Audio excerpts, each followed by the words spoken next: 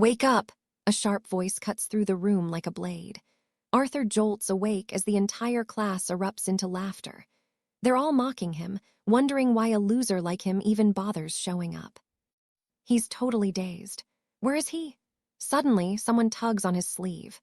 A girl whispers urgently that Lady Beatrice is about to call on him again, and she looks absolutely livid. He looks up and wow. Standing right there is a stunning woman, but she is fuming. She glares at him, demanding to know if Arthur has completely forgotten where he is. It hits him. This woman is his professor. She actually reaches out and yanks his ear. She can't believe he had the nerve to fall asleep during her lecture. She's not letting him off easy. She snaps at him to answer math question 15 immediately. Our guy is confused for a second, but then he takes a good look at the board. He rubs his forehead, playing it cool. "I've got this," he says. The professor scoffs, telling him he has until tomorrow to solve it as a punishment for his little nap. The room starts buzzing with more laughter. "There's no way he solves that," they jeer. "It's supposed to be an impossible problem, but Arthur, he's looking way too confident." The professor stops. She notices something different about him. This isn't the look of a failing student. This is the calm confidence of a master scholar. And then he solves it, flawlessly. The genius of the class just got schooled. The professor actually blushes, stammering that his answer is impossible. "Can I go to the bathroom now?" he asks casually. She just nods, completely stunned. The entire classroom is dead silent after that insane demonstration of skill. Everyone stares at the board. The logic is perfect. Pure shock waves through the hall as our boy just turns around and walks out like it was nothing. Walking through the academy, he's thinking to himself, that math was basic. It didn't even need a complex progression. It was just a simple crossing formula. See, in his old life, he was Professor Reed, a man who lived for mathematics. He de-worked his entire life to reach the top of his field. He was finally about to get his senior title next year, but while taking the final exam, he drifted off. And when he opened his eyes, he was here. "This is literally unscientific," he mutters, practically calling on the gods of physics to help him. He takes a long look at his new surroundings. He realizes he's trapped in the body of a kid who is a total failure at math. The irony. In this world, math is the ultimate status symbol. He's actually a little impressed. These students were struggling with a problem he could solve in his sleep. To them, it was like some ancient mystery. He doesn't know how he ended up in this world. But hey, if everyone here is this slow, he's going to reach the absolute pinnacle using pure logic. Suddenly, bam, he crashes right into a girl with bright pink hair. "Whoops, you okay?" he asks, reaching out to help her up. But wait, it's a little awkward. They've landed in a very suspicious position. Arthur realizes it immediately and jumps back, trying to clear the air. He starts apologizing, saying he wasn't looking where he was going. But the girl, she's horrified. "You again," she gasps, backing away like he's a monster. Turns out she knows him. She's beyond angry, reminding him that he embarrassed her at the entrance ceremony. She swore she'd never forget his face. Now she's convinced he did this on purpose. "You're doing this deliberately," she yells, assuming the worst of him in front of everyone. Arthur is stuck. He doesn't know what to say. "Hey, wait," he counters, trying to defend himself. "Didn't you actually hit me first?" Bad move. Suddenly, she starts making these weird gestures with her hands, chanting a spell. Arthur just sighs. Is this girl actually crazy? He starts mocking her, mimicking the hand signs as a joke.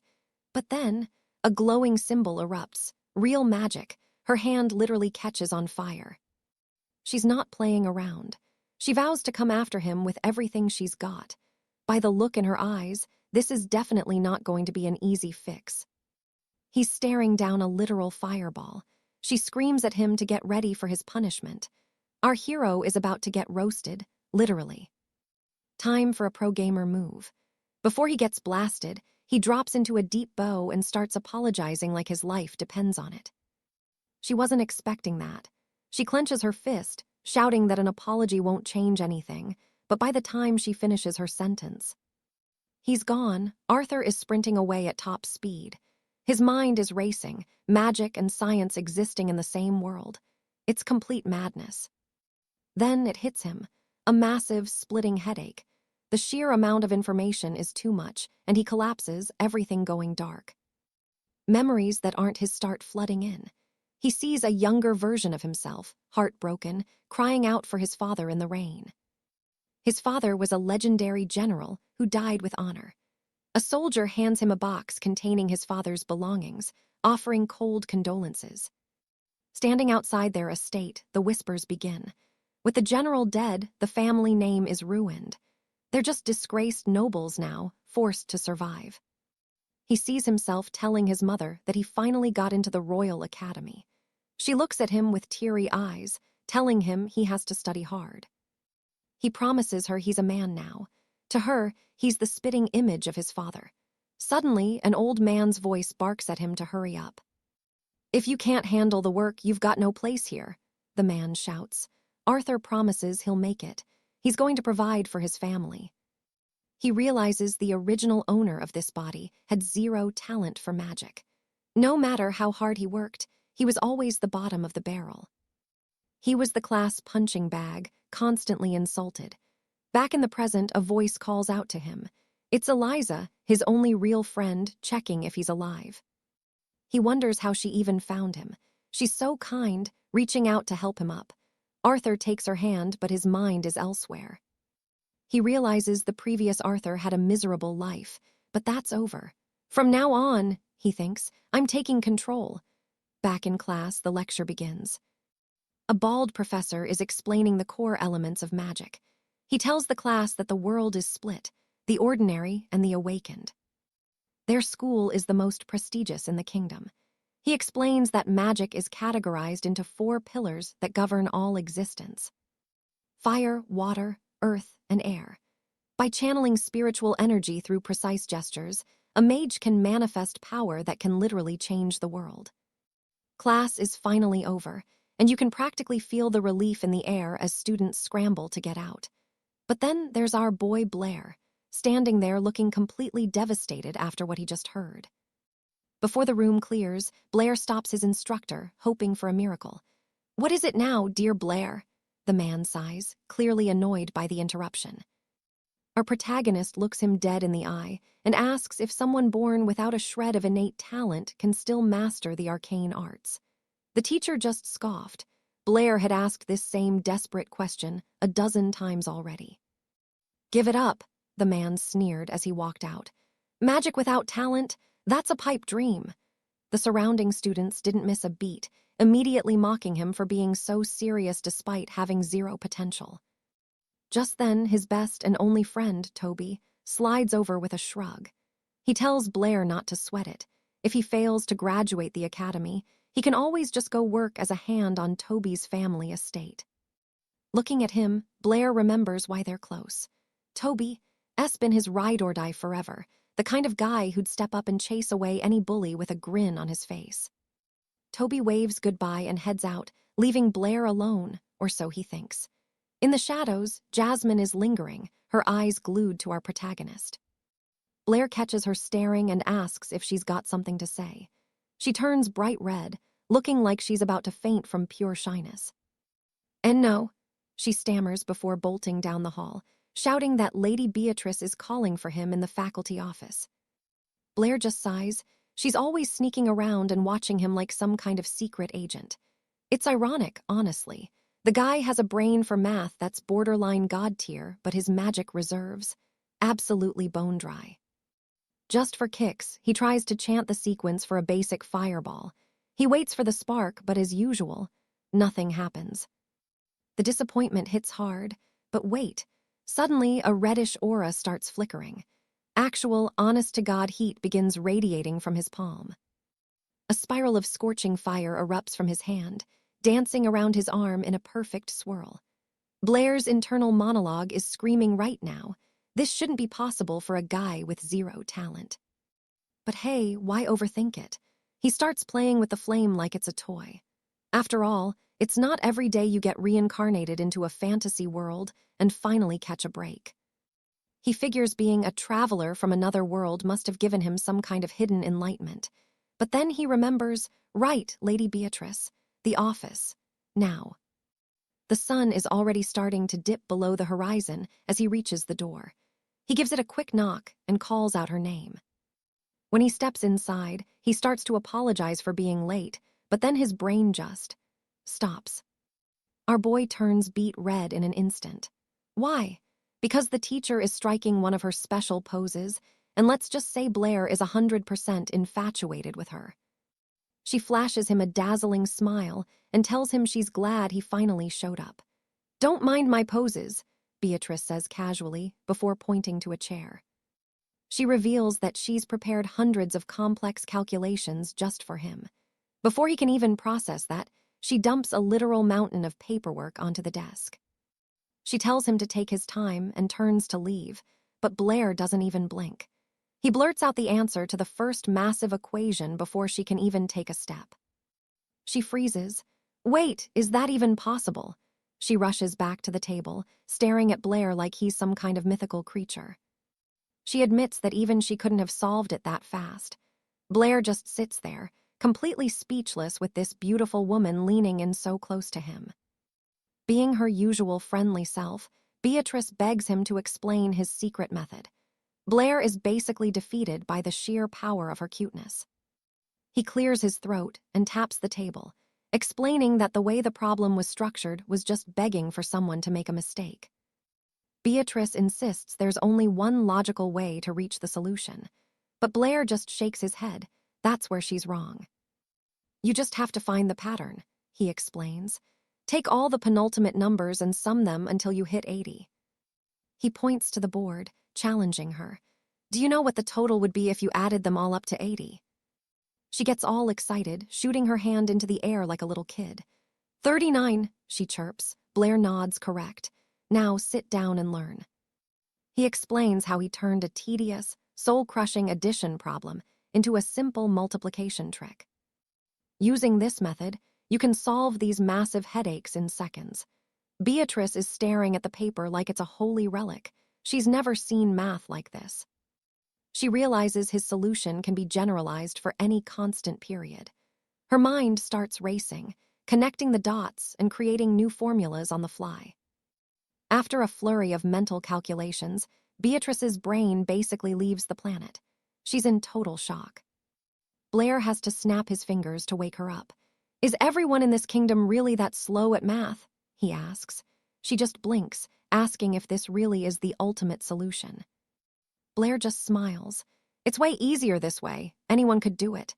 Suddenly, Beatrice grabs his hand with a look of pure intensity. "You're a genius," she cries out. She tells him that if he sticks to his studies, his future will be absolutely limitless. She doesn't realize it, but she's radiating a terrifying amount of magical pressure that's nearly crushing him. She catches herself and backs off, apologizing for the outburst. She asks the golden question, "Blair, do you want to become the greatest mathematician in history?" Without missing a beat, he says, "No, I'm going to be a grand magician." The disappointment on her face is real. She passionately argues that he's wasting a God-given intellect on a dream he has no talent for. "You have zero mana, Blair," she insists. "In this world, the answer to everything isn't magic, it's mathematics." But our boy is a total Sigma. He pushes her away immediately and tells her he doesn't care about the odds. He's becoming a mage. Internally, he knows he could dominate this world as a scholar by just dropping a few advanced equations. But those are just relics of his old life. To him, the mystery of magic is 1,000 times more attractive than any square root could ever be. Beatrice sighs and looks him in the eye. "Fine, you want to be a mage? Let's make a bet." In just a few days, the Academy is holding the official magic examination. That test, it's going to decide Blair's entire future once and for all. Arthur says he's well aware of the stakes. Lady Beatrice lays it out plain. Pass the trial, or your dream of becoming a sorcerer ends right here and now. It's a high-stakes game. If Arthur fails, she'll trap him at the Royal Academy forever, but only as a lowly mathematician buried in dusty scrolls. But if he passes, she'll stop pestering him for good. In her mind, the boy has zero magical talent. It's an impossible win, a guaranteed loss for him. Arthur doesn't even blink before accepting. He walks out, leaving Beatrice thinking she's already won this little shadow game against her talentless student. Talk about persistent, Arthur mutters to himself. He can still hear her warning about sticking to their agreement echoing loudly in his head. Time to clear his mind and focus on the ancient arts. But as he turns the corner, bam, he runs right into the flame heiress. Talk about a twist of fate. They collide and hit the floor hard. Arthur feels a weird sense of déjà vu, then looks up and completely freezes. It's her, and she looks ready to commit murder. Without a single word, she begins chanting a deadly fire spell, eyes blazing with pure rage. A searing ball of flame erupts in her palm, but Arthur is already gone. If he'd stayed put, he'd be a charcoal briquette by now. Later, Beatrice asks Lady Isabella why she looks so miserable. The girl is fuming, practically vibrating with anger since the moment she arrived. I ran into a pervert, she snaps, promising to burn him alive next time. Then, she tosses her completed assignments onto the table with a scowl. 30 minutes. That's all it took her to solve those complex problems. She's feeling pretty smug, thinking she's the fastest mind in the kingdom. Beatrice is impressed, sure, but then drops the bomb. Arthur finished the same task in 60 seconds flat. Isabella's jaw literally hits the floor. No way. It's impossible.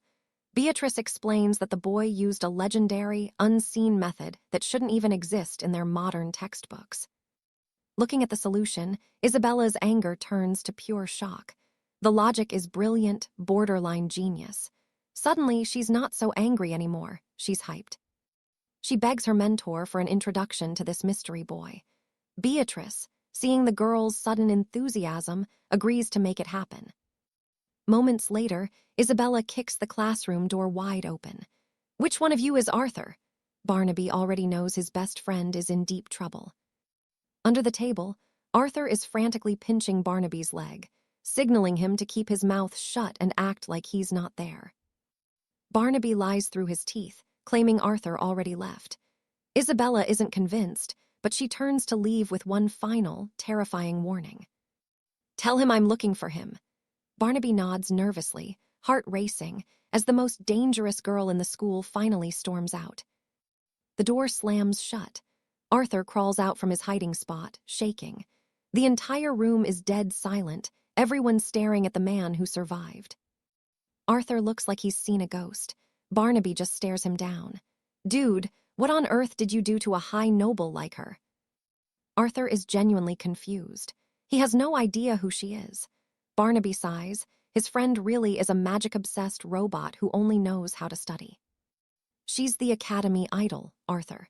If her fan club finds out you offended her, things are going to end very badly for you.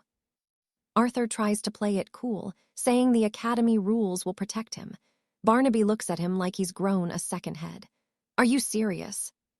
When Arthur gives a clueless answer about their location, Barnaby snaps. Don't be an idiot. We're talking about the high-tier nobility of Valoria. Her father is the Duke of Valoria. Arthur pales instantly. Wait, is it too late to go back and beg for her forgiveness? Suddenly, a bully shouts about Arthur, harassing Lady Isabella. The jerk laughs, saying Arthur is getting expelled anyway after he fails the upcoming trial. Barnaby squares up, sensing a fight. The bully sneers, explaining that high grades don't mean a thing if you can't cast a single spell. Graduation requirements are brutal. No magic, no diploma. Every second-year student faces the culling. If you fail to cast, you're out immediately. For most, it's a total walk in the park. But for Arthur, the kid with zero mana talent, it's a literal death sentence for his career. Now it all makes sense. Arthur realizes Beatrice trapped him in a bet she knew was rigged from the very beginning. The bully slams the table, calling Arthur a pathetic, nameless orphan who has no business standing among the magical elite of the kingdom. That's the breaking point. Barnaby stands up, his chair screeching against the stone floor. He's not letting anyone talk to his brother like that. He challenges the bully right there. The arrogant lordling tells him to mind his own business, but Barnaby isn't moving an inch. He's my friend. It's my job to protect him. The bully growls and storms off, promising to settle the score the next time they meet. Arthur watches him go, thinking that despite Barnaby's lazy attitude, the big guy is as loyal as they come in a crisis. He tests the waters. So, if Isabella came back to beat me up, would you still have my back like that? Barnaby doesn't even hesitate. If she asked, I'd help her hit you myself. Those words basically send Arthur's soul flying out of his body. The day of the trial finally arrives. The professor explains the task is simple, the fireball spell. Basic, entry-level magic for any aspiring mage. Chanting is only half the battle. You have to actually hit the target. The professor calls the bully up first to show them how it's done. The jerk recites the incantation and launches a decent flame. Direct hit. He passes with a solid 8 points and a smug grin. On his way back, he taunts Arthur one last time. Barnaby tells the guy to shut his mouth before he loses a tooth. Now it's Barnaby's turn. The chubby guy starts the chant, sweat beads forming on his forehead as he tries to focus his erratic mana. A tiny, flickering spark of fire appears. He's clearly struggling to hold the shape, but with a grunt of effort, he hurls it toward the target. A tiny spark flickers to life, and the professor actually nods. It counts. Blair is absolutely buzzing with joy, but his instructor. She is staring at the boy's records with a heavy heart. Looking at the official documents, it's clear as day that Blair possesses 0 magical aptitude. She let out a weary sigh, whispering that the poor lad is nothing but a little fool for dreaming so big. The professor was ready to announce that everyone had passed their trials, but then the class bully cut her off. He sneers that one person is still hiding in the shadows. He points right at Blair, shouting that he hasn't stepped up to the plate yet. The room goes dead silent. The instructor looks at our boy. Will he actually attempt the test? The entire hall erupts in laughter. They're mocking him, calling it impossible since he can't even handle the basics. To them, he's just Blair, the magical dunce of the academy. Toby leans in, whispering that this was a total setup. But against all logic, our protagonist stands his ground. He looks them in the eye and declares he's taking the trial. Nobody can believe his sudden backbone, so they just double down on the insults. The girls in the back are whispering that Blair still doesn't realize he's just a waste of noble blood. Silence, the professor commands, quieting the crowd. She stares Blair down one more time, asking if he's truly going through with this. Blair doesn't blink. Yes, he says, stepping into the ring. He's ready to go right now. Our boy stands directly in front of the practice target. Now he knows he can cast without saying a single word, but he needs to play it cool. He starts chanting the incantation, putting on a show for the crowd. He commands the fireball to manifest with a shout. Everyone shields their eyes, expecting anything to happen. But for a second, total silence, no magic in sight. The students start howling with laughter, ready to tear him apart. But that was just the fuse. In an instant, his hidden fury ignites a blaze so bright it blinds them. A massive torrent of fire erupts out of thin air. Boom! The target is completely vaporized, leaving nothing but scorched earth behind. The room is paralyzed with fear. Brittany, however, looks devastated, realizing our boy has a terrifying level of raw talent. We see the gray ashes swirling over the grass. The professor finally finds her voice. Blair passes. The bully is losing his mind, screaming that it's impossible, while Toby is jumping for joy because he knew his friend was a legend. The instructor pulls Blair aside to speak privately. Meanwhile, Brittany is spiraling, wondering how on earth he pulled that off. Blair's cover story? He just practiced every single day until it finally clicked. The professor explains that magic is a divine gift from the heavens. Those who can't use it are labeled as the Forsaken. Finding someone born without talent is rare enough, but someone who is forsaken suddenly gaining power, that's unheard of. It's practically a miracle. It's almost like a cosmic joke. Regardless, she tells him he has the potential to become a high-ranking mage. Blair just thinks to himself, first they wanted him to be a mathematician, now a sorcerer. The professor is convinced he's been working himself to the bone. She tells him he could eventually reach the legendary rank of a saint mage. Blair realizes that the Saint Mage rank is the absolute peak of human power. There are old legends about mages at that level having the strength to actually tear through the fabric of space and time. Our boy starts to piece it together. If he reaches the top, what else could he do? The professor looks him in the eye, certain he will reach that pinnacle one day. Flash forward a bit. The academy has taken a few days off following the exams. Blair spends every waking second buried in ancient grimoires. He discovers that the hierarchy of magic is split into 7 distinct tiers. The Saint Mage is the undisputed ceiling. Their powers are so vast they're only spoken of in myths. Some accounts claim a Saint Mage can skip between dimensions and travel to different worlds entirely. Most people think it's just fairy tales and nonsense. But our boy knows better. He's thinking about how he ended up in this kingdom in the first place. This might be his way home. Unfortunately, his teacher thinks spatial magic is a myth, so he's hitting a dead end for information. Suddenly, a voice interrupts his thoughts. It's the academy administrator. Blair tells the official he's not going anywhere and plans to keep reading through the night. The next day, he's a total zombie after his all-nighter. He walks into the classroom, and the atmosphere is electric. Everyone is gossiping about how Blair's magic is actually top tier and terrifyingly powerful. Some students are convinced he was just a hidden boss all along. Even the girls are noticing that, hey, Blair is actually kind of a heartthrob when he's not being mocked. He spots Isabel sitting there in a, let's say, compromising position. Blair immediately covers his eyes, trying to be a gentleman. Isabel is stunned. She can't believe he's the same guy Brittany was praising earlier. Blair tries to explain it's all a big misunderstanding. But she's not hearing it. She screams, calling him a total pervert. Her mana starts overflowing as she begins chanting a fireball spell in a blind rage. Our hero braces for impact, but the hit never comes. Luckily, the professor bursts in just in time to shut the whole thing down. Brittany reminds them that casting spells in the classroom is strictly forbidden without a superior's permission. Isabel tries to defend herself, but Brittany isn't having it. The teacher tells Blair she's been looking for him and orders him to her office. She looks at Isabel and tells her she's coming along too. Blair is feeling a bit smug. The miserable boy is actually a genius, after all. The 3 of them head out, leaving the door to click shut behind them. The bully is left standing there completely lost, wondering what the hell just happened. Inside the office, Blair is desperately apologizing for the chaos. He keeps insisting the whole thing was just one giant mistake. Brittany just sighs, telling him he was being reckless, before asking Isabel to cool her temper. Isabel was crossing a line, but Brittany cut her off. Magic in a classroom, totally forbidden unless a master gives the word. The girl tried to explain, but Brittany shut her down.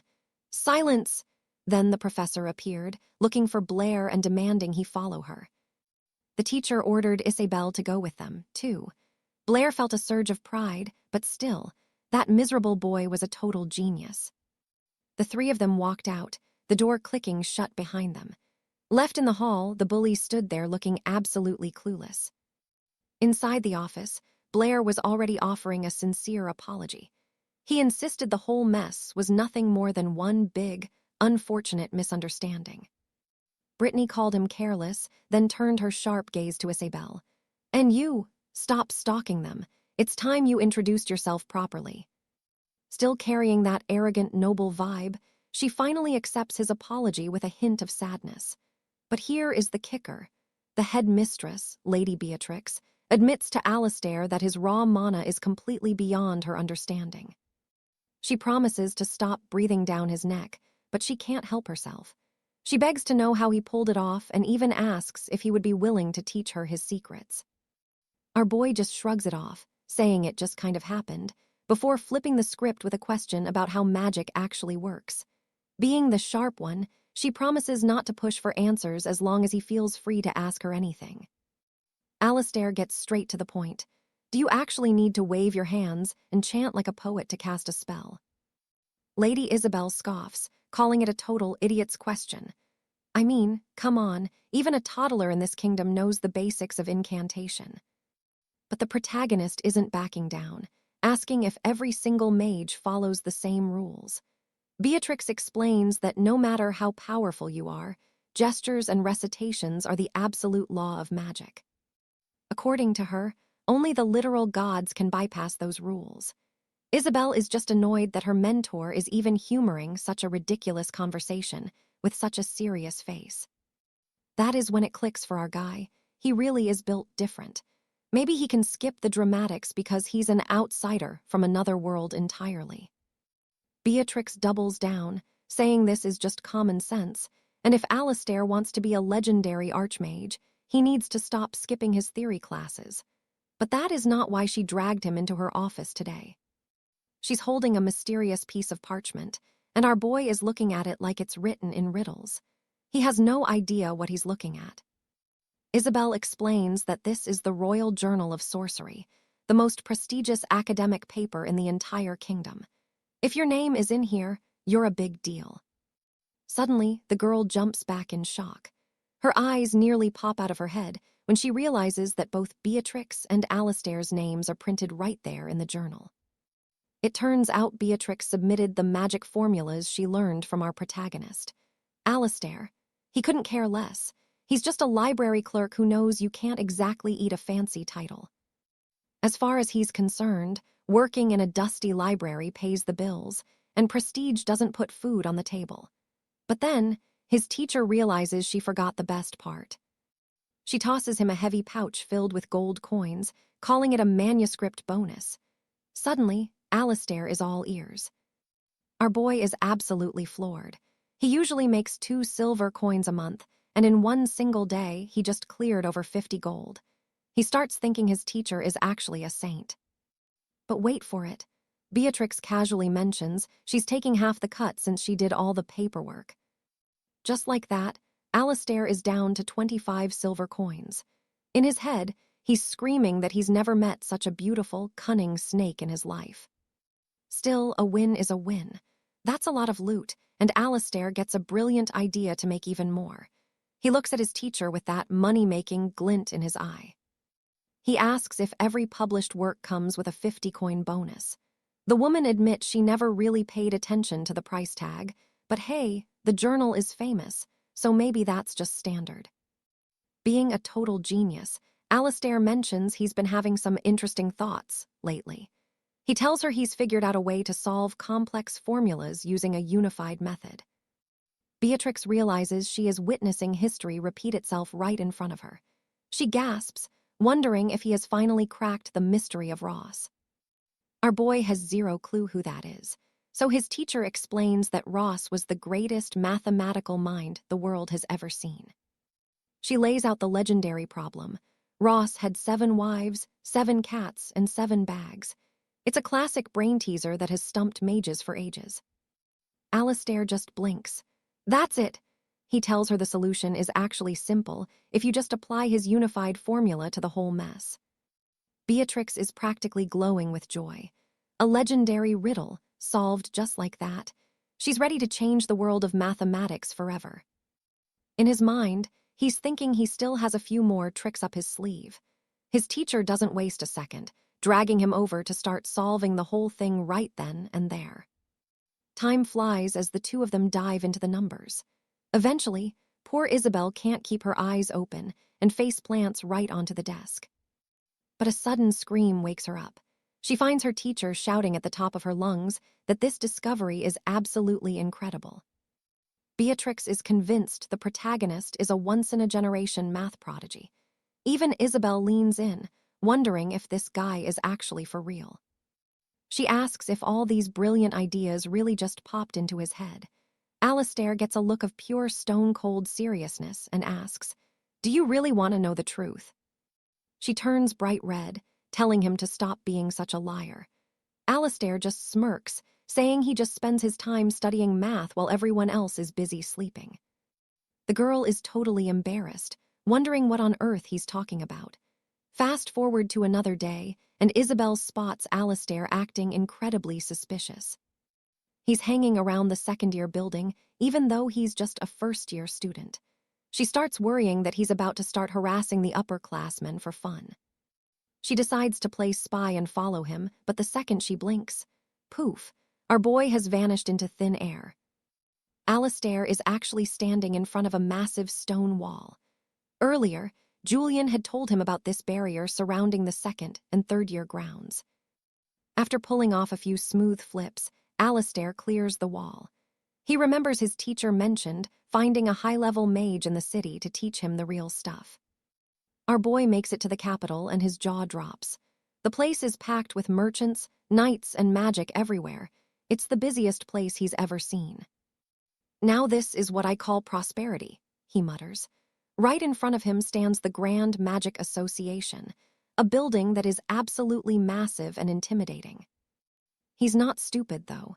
He pulls a mask out of his pocket and slides it on, figured it's way better to keep his identity a total secret. The lobby is a zoo, packed with mages and adventurers. As he gets closer to the front desk, he realizes something crazy. The receptionist is actually his friend. Luckily, the mask does its job perfectly, and she doesn't recognize him at all. She asks if he is looking to hire a magic consultant. He nods yes, thinking to himself that his friend must be working a side hustle for extra cash. Alara, the receptionist, starts listing the prices. She says fees start at 15 gold coins and go up from there. Alastair almost has a heart attack on the spot because that price is absolutely insane. 100 silver coins for just 1 gold. He does the math and realizes he's broke. He tries to apologize and bolt, but she's already chasing after him. Jasmine mentions that if coin is an issue, Blair can just snag a library pass. Our boy's eyes go wide. Talk about a game changer. She explains that the Royal Archivum is massive. Sure, it's no private tutor, but it beats wandering around clueless, right? Blair's all in for the card, but then Jasmine asks for his noble credentials. Instant panic, he's internally screaming.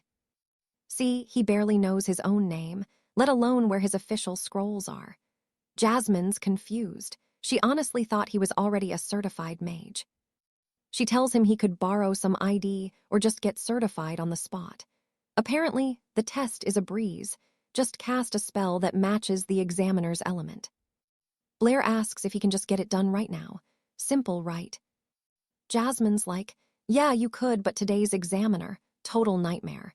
He's incredibly strict, so maybe wait. Does Blair listen? Nope. He's doing it today.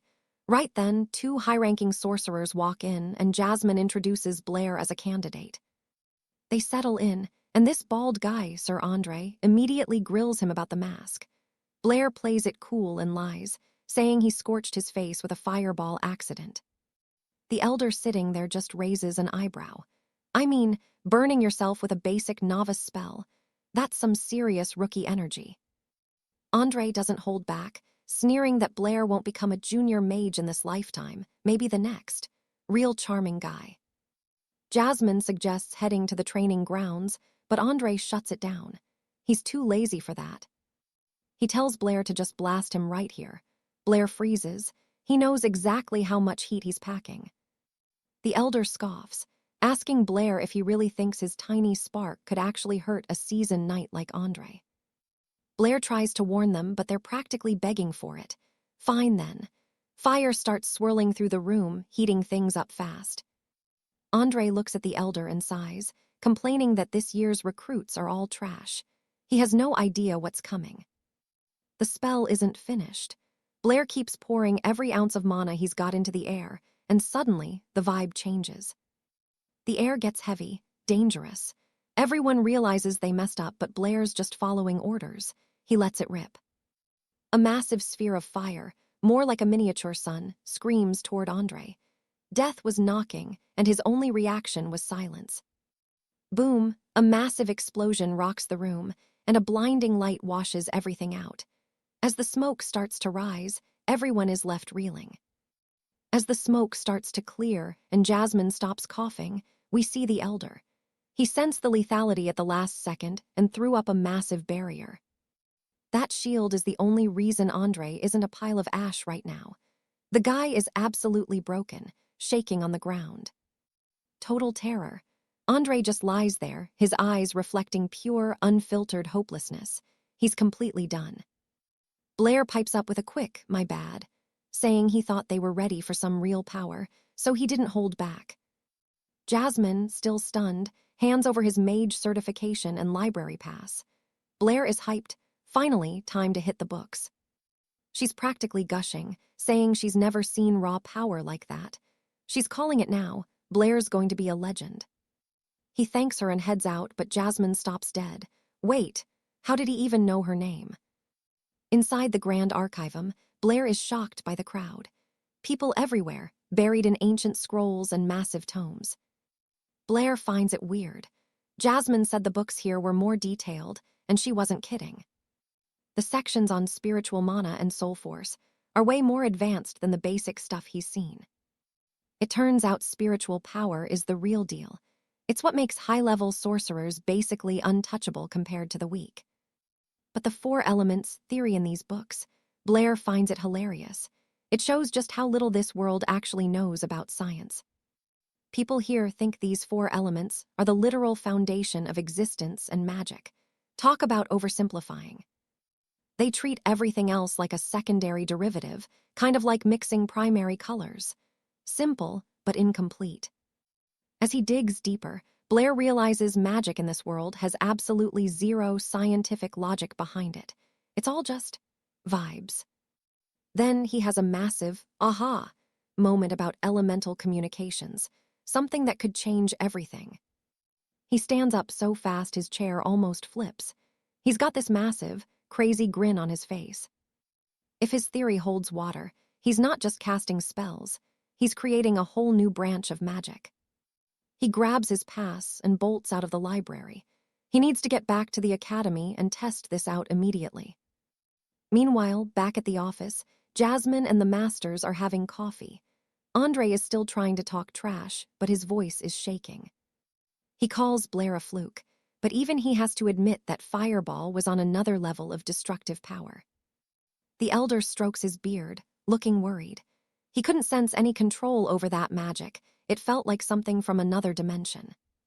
There's something about that boy that defies all the laws of their kingdom.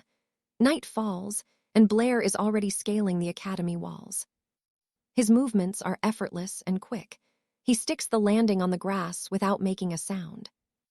He looks around, nobody's there. Perfect. Time to see if this crazy theory actually works. Julian closes his eyes, taking a slow, steady breath.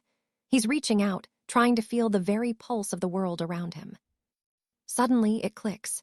He can feel the flow, everything is under his control. Now, he's hunting for the second most abundant element in the air. He begins focusing energy right in the center of his palm, gathering the vital breath, the pure oxygen of the atmosphere.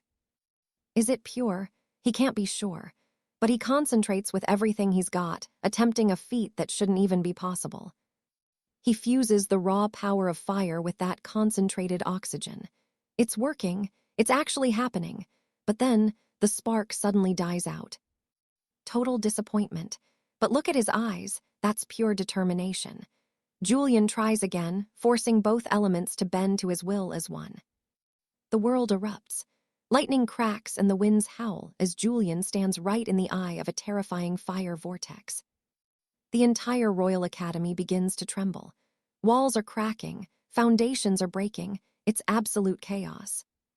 Lady Beatrice feels the shockwave and rushes to the window. Her jaw drops. A massive explosion has just lit up the entire forest. The good news, Julian is alive. Somehow, the magic was so powerful that the energy is still swirling around him like a cloak. He managed to kill the spell just in time. As the thick fog finally clears, Julian looks around and realizes what he's done. The ground is pulverized, completely scorched. It turns out that oxygen was way purer and more dangerous than he ever guessed. People are already rushing toward the blast site. Julian panics, realizing he wasn't supposed to cause this much of a scene. He sprints through the woods, thinking to himself that while the blast was huge, the breakthrough he made was even bigger. The next day in class, Julian is back to his usual self, except he's totally exhausted. He ends up crashing right at his desk. A hand drops onto his shoulder. It's Thomas, asking if Julian heard about the insanity that went down last night. Julian lies through his teeth. "No clue, mate. I was dead to the world." Thomas tells him the school is now under full investigation. There are rumors that a senior knight or a high-tier mage was casting forbidden spells, judging by the size of the crater. Thomas starts playing detective, naming the most suspicious people on campus. He whispers that Lady Beatrice is definitely a high-level mage. That makes Julian's heart race. He heads straight to her office and gives the door a firm knock. She opens it, looking genuinely happy to see him. She's holding a parchment, saying she really needed to talk to him anyway. The Royal Mathematical Society just published something huge, the solution to the legendary Ross riddle. And since Julian was the one who actually cracked it, his name is officially listed as the author. She's glowing with pride. Julian cuts her off. "Lady Beatrice, there's something more important." He shouts it out. He wants to study mathematics under her. She's stunned. She doesn't understand why he's suddenly so desperate to learn the numbers. "What happened to your dream of becoming a great mage?" she asks. Julian just smiles. He's going to be both. She suddenly grabs his arm, eyes wide with excitement. She's thrilled. She tells him to come to her office every single night. Julian is taken aback by her sheer enthusiasm. It feels like standing next to an erupting volcano. "With your talent," she says, "you'll be a legendary mathematician for sure." Julian steps back, pivoting to his real goal. He asks if she can help with a magic question. She agrees instantly, promising to help him whenever he needs it. Julian heads for the exit, but his teacher reminds him to be there the following night without fail. Just as he's about to close the door, she tells him to wait. The room goes silent. The tension is thick enough to cut. Julian's heart sinks. Is this it? She stares at him and asks if he's just using her to get answers for magic. She's looking right through him. Julian is sweating buckets now. He's been totally found out. He goes for a half-truth, playing it cool with a charming smile. "I just wanted to spend more time with you, milady." Beatrice steps closer. Julian is convinced he's about to die, but then she just looks at him with the sweetest expression. She tells him to be careful on his way out and reminds him of their date tonight. Julian feels like he's been kicked out. Walking away, he's genuinely confused. Is this woman a complete airhead, or is she playing 4D chess with him? The next night, Julian arrives and pushes the door open. Beatrice is already there, sitting with Isabella. Isabella looks at him, suspicious. "What are you doing here, Junior?" Beatrice explains that Julian is joining them for private study. She tells Isabella to take care of him as his senior. She has Julian sit right next to Isabella. Then, she presents a question she wants him to solve right now. A stone is thrown into a well, then another twice as heavy. Which one hits the bottom first? Isabella immediately starts trying to calculate the mass and time. But Julian, he knows the trick.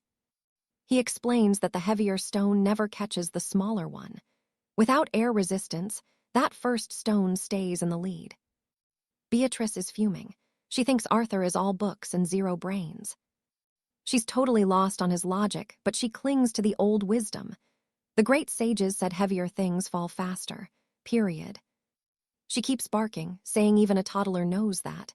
But then our boy snaps back. Arthur asks if she's ever actually tested it. Beatrice is horrified. You don't doubt the sages.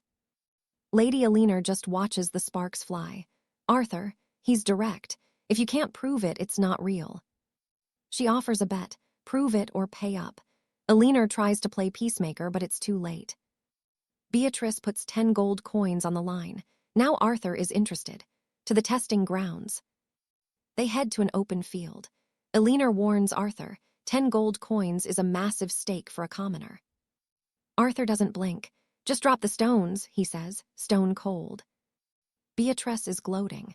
Easiest win ever, right? Alina sighs. Arrogance leads to a one-way trip to failure. The wind picks up. Alina starts to hover. Actually, she's straight up flying. Arthur is genuinely impressed. Beatrice mocks him for it.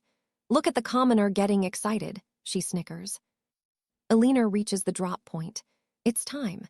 She looks down, ready to shatter a 1,000-year lie. Beatrice is still yapping. She's 100% sure Arthur is going home broke. Gravity takes over. The stones drop.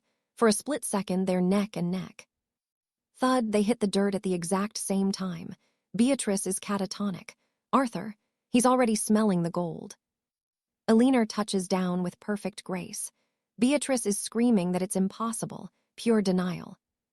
They look at the results. Absolute shock. Elinor asks how he knew, and Arthur just shrugs. He says he read it in a book and tried it out. Thousands of years of history, built on a lie. Arthur just dismantled common sense. It wasn't luck. It was cold, hard science. Elinor admits it. The laws of the world just changed. Arthur is bored. This is grade school stuff to him. Elinor calls him a literal genius. Beatrice, she's vibrating with pure rage. The teacher wants a new law written and asks Arthur to lead. Arthur says he'll need Beatrice's help. Beatrice freezes. Suddenly her brain goes into overdrive. She starts imagining the headlines. The twin geniuses of 𝒂𝒂𝒅𝒆𝒚. Her reputation would skyrocket. The industry would be rocked. Classic tsundere move. She pouts, then accepts. But then her imagination gets weird. She's picturing them together, solving math, getting married, living happily ever after. Lady Beatrice Arthur. She's blushing like a beet. She tells him, "If you're in trouble, call me." Arthur reaches out his hand. Beatrice's heart is doing backflips. Is this it? The confession. She asks why he's reaching out. Arthur's response, "Pay up, where's my money?" 10 gold coins. Beatrice runs off crying, telling him to shove his science where the sun doesn't shine. A few hours later, the gold is in his pocket. Arthur is officially a rich man thanks to a spoiled noble girl. Beatrice approaches him again. She realizes he doesn't care about glory. He just likes the cash. Arthur stays silent as the wind blows. She asks what he really wants from life. Memories flood back. His old life as a teacher, working long hours but happy with his kids. He snaps back to reality. "What are you talking about?" he asks, standing up. He just wants money to live well. That's it. No grand destiny. He waves goodbye and walks off. The two beauties watch him go. The next day, Arthur is half asleep at his desk. He's rich now. Maybe a new house is in order. But then trouble arrives, a bully. "The senior wants you. Get up, trash." Arthur just sits there, completely unimpressed. The bully grabs his wrist. "Know your place. One lucky fireball doesn't make you a lord." A voice booms out, telling the bully to stop. It's a senior student named Lord Frederick. Average looks, but he's got 2 massive bodyguards. Arthur has no clue who this guy is. Frederick stares him down, looking for a reaction. Arthur just ignores him and stares at the bully. "He told you to let go. Didn't you hear him?" Arthur is ready for round 2. Cedric corners Alistair, warning him to keep his distance from Lady Isabel, because a commoner shouldn't be socializing with high nobility. The nobles strut away, leaving Alistair watching as Barnaby gets shoved to the dirt by Toby. Without a single apology, the bully leaves Barnaby in the mud, but Alistair is right there to help his friend up and check for injuries. Our boy shrugs it off, saying the senior just wanted a chat, but Barnaby is shaking like a leaf. He explains that everyone at Oakhaven Academy lives in fear of Cedric, the highborn son of the powerful Earl of Hawthorne. In this kingdom, offending a Hawthorne heir means your life at the academy is basically over. Barnaby grips Alistair's shoulder, pleading with him to forget Isabel's beauty and just follow the noble's orders before things get ugly. Later, under the golden sun of the capital, Alistair sits in the archives, lost in thought. He's analyzing his arrow burst. It's powerful, but the charge time is a real killer. His secret weapon, no chance, no gestures, just pure, silent casting, and now he's wondering if he can juggle multiple elements at once. Isabel breaks his focus, reminding him they need to finish Professor Beatrice's grueling assignment. Alistair just yawns and hands over his parchment. He's finished the whole thing already, and Isabel's jaw nearly hits the floor. He plays it cool, explaining he just found a few ingenious shortcuts for the complex mana calculations. Isabel hangs on every word, trying to soak up his logic, but then Alistair flips the script. He asks her how many fireballs she can summon simultaneously, and she casually drops the number 9. Alistair's face, pure shock. 𝒂𝒂𝒊𝒄 just teases him, knowing he's currently a one-shot wonder. He argues that the textbooks don't say anything about multicasting, but 𝒂𝒂𝒊𝒄 just smirks. She explains that school books only cover the basics, not the elite techniques used by the kingdom's top mages. Her father hired private master tutors for her, but she's willing to share the secret, if he calls her big sister. Alistair doesn't even blink. He calls her big sister instantly, catching her completely off guard. She calls him a thick-skinned rogue with a red face, then tells him to follow her outside to the training grounds. In a secluded field, 𝒂𝒂𝒊𝒄 channels her mana and boom, 9 perfect fireballs flare into existence. Alistair is genuinely impressed. Keeping that many spheres stable takes insane concentration. She explains that most mages are lazy, but with the right skill, you can bend these elements to your absolute will. It's all about focus. If you can master the spirit, you can rain fire on a single target from every angle. Alistair asks if he can control each one independently, and 𝒂𝒂𝒊𝒄 laughs at the ambition. She says it's like trying to draw a circle and a square at the exact same time. Difficult, but they share a rare, light-hearted moment. But hidden in the shadows, Cedric is watching, his face twisted in a jealous rage as he literally crushes the stone wall with his bare hand. He's furious that Alistair ignored his warning, and he's swearing right then and there that the boy is going to pay. Fast forward a bit, and Alistair is deep in training, trying to slice his consciousness into 9 separate threads. 𝒂𝒂𝒊𝒄 tells him to take it slow. After all, it took her 6 months to master this, so there's no shame if he fails. Suddenly, Alistair's hand erupts in a blinding light, and multiple fireballs hiss into the air. 𝒂𝒂𝒊𝒄 screams, literally screams, demanding to know how he just pulled that off. Alistair just looks confused, saying he simply followed her instructions to the letter. In her head, she's reeling. This guy isn't just a math genius, he's a magical prodigy, a gifted one abandoned by the gods no more. Flustered and annoyed that he made it look so easy, she shouts that he took way too long. She storms off, telling him not to come crawling back for help, leaving Alistair wondering why women are so complicated. He reaches into his pocket, feeling the small token he'd prepared, and realizes he can't let her leave like this. 𝒂𝒂𝒊𝒄 is mid-run, cursing the rogue under her breath, when Alistair suddenly grabs her hand. She spins around, totally on edge, demanding to know what he thinks he's doing. But then she sees it, a delicate bear charm bracelet resting in his palm. Alistair turns on the charm, calling her his dear 𝒂𝒂𝒊𝒄 and offering it as a thank you gift for her brilliant training. 𝒂𝒂𝒊𝒄's eyes go wide. It's adorable, and the fact that it came from him makes her face turn bright crimson.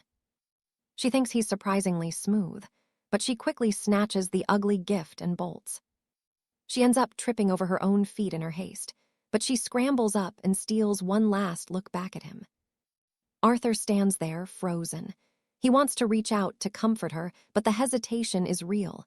In the end, he just watches her go.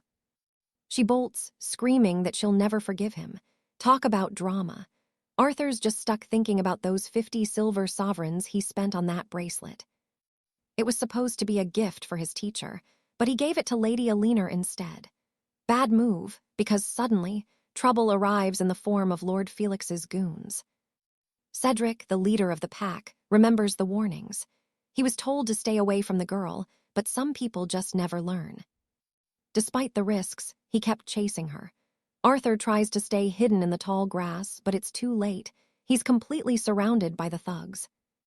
Better to run than stay and die, right? Our boy takes off, but the fools are hot on his heels, barking at him to stop. Arthur's mind is racing. He knows these guys are a major headache. Then Cedric crosses the line. He calls Arthur's father a coward, claiming he fled the battlefield only to get slaughtered anyway. That was the spark. Arthur stops dead in his tracks, eyes turning cold.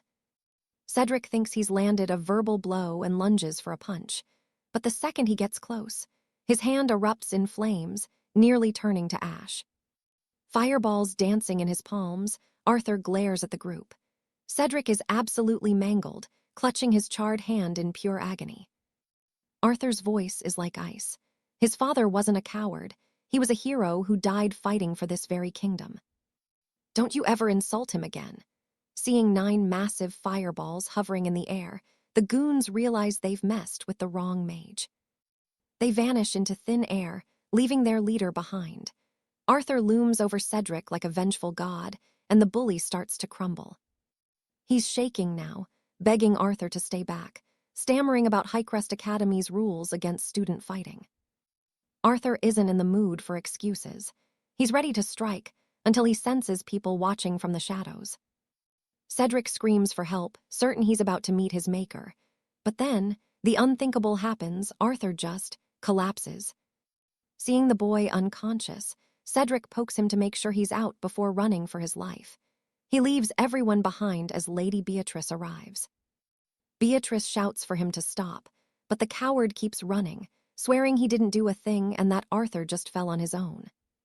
She kneels down, pulling the boy into her lap. Arthur's face turns bright red as he finds himself in a very awkward paradise. Cedric is still panicking, trying to explain himself to the Royal Scholastic Circle members standing right there. One of the scholars snaps back, asking if the boy thinks they're blind. They saw Arthur fall right at his feet. Beatrice doesn't play around. She orders Cedric to her office immediately. She turns to apologize to Vice-Chancellor Julian for the scene. Julian acts indifferent, but the message is clear. This kind of chaos cannot happen again within these walls. Suddenly, Beatrice gasps. Arthur's heartbeat has stopped. His soul literally tries to drift away before a mysterious force yanks it back. He gasps for air, waking up to a tearful hug from his teacher. She was terrified, but the moment is cut short by a stern voice. They need answers. Beatrice stands up and introduces the newcomers. They're high-ranking members of the Royal Scholastic Circle. Arthur plays it perfectly, bowing with respect to President Alastair and Vice-Chancellor Julian. Alastair is beaming. He calls Arthur a genius for helping Beatrice solve the legendary Ravenstone cipher. But Beatrice isn't taking the credit. She tells them the truth. The entire solution came from Arthur. She just helped put it on parchment. The scholars are stunned. If this is true, the rewards would be massive, and the circle would back her with every resource they have. Not to mention, it would bring immense glory to the academy. Beatrice looks at Arthur, wondering what this means for him. Alastair sighs, looking at the young boy. It's hard to believe someone so junior deciphered a mystery that baffled scholars for centuries. Arthur reaches out, catching Beatrice's hand. He gives her a look, silently telling her to just accept the credit. She's still torn. Alastair gives them time to think it over. As the sun dips below the horizon, the two of them walk the quiet corridors. The silence is heavy. Finally, Beatrice speaks up, saying the Ravenstone cipher is a massive piece of history. She insists the honor belongs to Arthur and that he shouldn't let anyone else take it. But Arthur's face is full of melancholy. He tells her it's not his to keep. Besides, he adds, she's not too old to receive something so grand. Her face brightens instantly at the compliment. That's when Arthur realizes, wait, did I just say something incredibly awkward again? The next morning, the campus is buzzing. Students are crowded around the bulletin board, whispering about the latest publication. It's the Ravenstone cipher, solved at last by Lady Beatrice and Arthur. Scholars have failed for years, yet they did it. Of course, the rumors fly. Everyone assumes Beatrice did the work since Arthur is just an insignificant student. He just ignores them. He's too busy thinking about the gift he sent to his teacher. Still, he sighs, there's not much else he can do. Suddenly, shouting echoes through the hall. An adult man is screaming, calling someone a piece of trash. It's Cedric's father.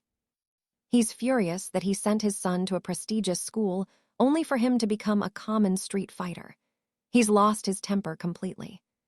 Since you love fighting so much, I'll finish it right here. He begins beating the boy in public before turning to offer a cold apology. Cedric's father is on his knees, sobbing and begging the headmaster not to expel his son. Lord Thorn is absolutely desperate. The man literally throws himself on the ground, but Cedric just snarls at him to stop the humiliation. Then, our boy Arthur steps onto the scene. The headmaster greets Arthur with respect, and Lady Beatrice follows suit. Arthur looks around, wondering what all the drama is about. Seeing Arthur's face makes Cedric absolutely lose it. He's gritting his teeth in pure rage. The headmaster makes it official: expulsion for violence and breaking the sacred rules of the academy. Suddenly, Lord Thorn grabs Arthur's sleeve, still kneeling. He begs our hero for mercy, promising to beat some sense into his son if he's allowed to stay. If Cedric is kicked out, his noble future is dead. Done. Arthur watches this pathetic display and sighs. He's got a soft heart after all. He turns to the headmaster. Despite the history of conflict with this jerk, Arthur asks for the boy to be spared from such a harsh sentence. Silence hits the room like a brick. Everyone is staring at Lord Thorn. The headmaster relents, saying that because Arthur asked, the expulsion is on hold. But there's a catch. One more mistake, no second chances, game over. Lord Thorn forces his son to bow his head in shame. Cedric mumbles a thank you to the headmaster and Beatrice, but his eyes are cold. His father heads home, leaving the tension behind. The headmaster tells Arthur to head to class, but at the door, Cedric is already questioning the mercy shown to him. He stands there, silent and fuming.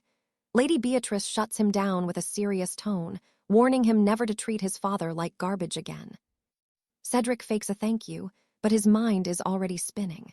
He's not letting Arthur go easily, not when his uncle is the powerful Archduke and Vice-Chancellor. Later that evening, Lady Beatrice is exhausted but still buried in work. Her employer is waiting, and Arthur can't figure out why. The man asks if Beatrice had offended some high-ranking noble lately. It's a bad sign. Arthur starts to worry that something is seriously wrong. Leaving the pleasantries aside, the old man delivers the blow. Arthur is fired and kicked out of his lodgings immediately. It's a direct order from the Archduke himself. Pure spite. After the news breaks, Lady Beatrice mentions she's taking Arthur and Lady Alara on a prestigious exchange trip. She asks Arthur if he's free tomorrow, but he apologizes. He's literally homeless now that he's been banned from the Great Archive. Without missing a beat, Lady Beatrice offers a solution. He can stay at her manor since she lives alone and has a spare room. Arthur hesitates, imagining the awkwardness of being under the same roof as his beautiful teacher. It's not exactly ideal. But she plays the responsible adult card, pointing out that he can ask her math questions whenever he wants. Arthur, totally embarrassed, finally accepts. Right on cue, Lady Alara walks in and loses her mind. Why is Arthur here? Beatrice explains he's moving in. This sends Alara into a spiral of rage. In her head, Arthur is still a total degenerate, but Lady Beatrice shuts that down fast. She defends our boy, insisting he isn't that kind of person, while Alara just fumes about being worried. Meanwhile, Arthur is just depressed. He's accidentally built a reputation as the school's biggest creep. Wonderful. After some bickering, Beatrice tells Alara to get ready for the grand seminar. She looks at Arthur and tells him to dress to impress. This isn't just a meeting, it's a formal affair. Arthur asks if his official Mage Knight uniform will do the trick. She gives him a nod and a wave. That night, they arrive at a massive estate where the exchange is being held. The three of them stand there, absolutely floored by the view. It's pure luxury. High society nobles are everywhere, and Arthur tries his best to blend in. Beatrice introduces the place as the Sterling Mansion. These are the top-tier scholars of the realm, respected by every kingdom for their genius. Arthur starts connecting the dots. House Sterling and the Vice-Chancellor's house, they're connected. This is enemy territory. Archduke Reginald himself is holding court with the guests. He spots our trio and walks over with a fake smile. He welcomes them, and Arthur keeps it polite. Meanwhile, Alara is whispering, wondering how Arthur even knows a man of that rank. The Archduke mentions he was talking to some important people and asks if Beatrice would like an introduction. She agrees and tells the kids to go on ahead. They enter the ballroom, and the spread of food is absolutely insane. Arthur doesn't waste a second. He dives into the first dish like he hasn't eaten in weeks. Alara is mortified. She literally calls him a pig and drags him away, complaining that they aren't there just to stuff their faces. Arthur's attention shifts to the wall. There's a massive, strange painting hanging right in the center of the hall. Alara explains it's the 7 sigils of the crown, the pride and joy of the entire Sterling bloodline. Arthur asks what the sigils actually mean, and right on cue, Cedric appears to ruin the mood. He mocks Arthur for being a clueless peasant. He even threatens to fight the guards for letting someone so low class into such a refined party. Alara tells him to watch his mouth. Cedric doesn't care. He keeps spitting insults, saying Arthur doesn't even deserve the scraps on the table. Alara grabs Arthur's hand, telling him to just ignore the jealous jerk. But seeing them hold hands, that's the final straw for Cedric. In his twisted mind, Alara belongs to him and him alone. He sneers at Arthur, asking if he's going to hide behind a woman's skirts like a coward. Arthur doesn't flinch. He walks straight up to the guy and asks him to explain the 7 sigils. Alara tries to stop him, but the tension is already at a breaking point. With a look of pure focus, our protagonist Alistair stares down the legendary 7 bridges of Silverspire, and he looks dead serious about it. Lord Felix just smirks, mocking the boy by asking if he actually believes he's some kind of mathematical prodigy, while Lady Isabella watches in total disgust at his arrogance. Felix claims he's just curious about Alistair's new ideas, then suddenly shouts to the entire ballroom that the boy is about to solve the 7 bridges riddle. Isabella is absolutely stunned. She has no clue how to handle the sudden, intense spotlight Felix just forced onto them. The surrounding nobles are already whispering, convinced Duchess Beatrice solved the enigma of Ravenscar and Alistair, just bullied her into giving him the credit. Even Alistair's mentor is in the crowd, watching the chaos unfold as Felix warns him not to embarrass the high society of the kingdom. Suddenly, a hand grabs Alistair. It's Beatrice. He's completely caught off guard, wondering what on earth she's doing in the middle of this mess. She's terrified for him. House Harrington is the most powerful family in Silverspire, and making an enemy of them could ruin his entire career at the Royal Academy. Besides, everyone knows the 7 bridges problem is a mathematical nightmare with no answer. Felix is clearly just setting a trap to destroy Alistair's reputation. Felix catches Beatrice's eye, raises his glass with a smug grin, and mocks Alistair, asking if the genius has finally lost his nerve. Beatrice is ready to snap and defend him, but Alistair steps forward, looking remarkably calm despite the tension in the air. He stops her, telling everyone he'll take on the equation as a thank you to his senior for getting him banned from the library earlier.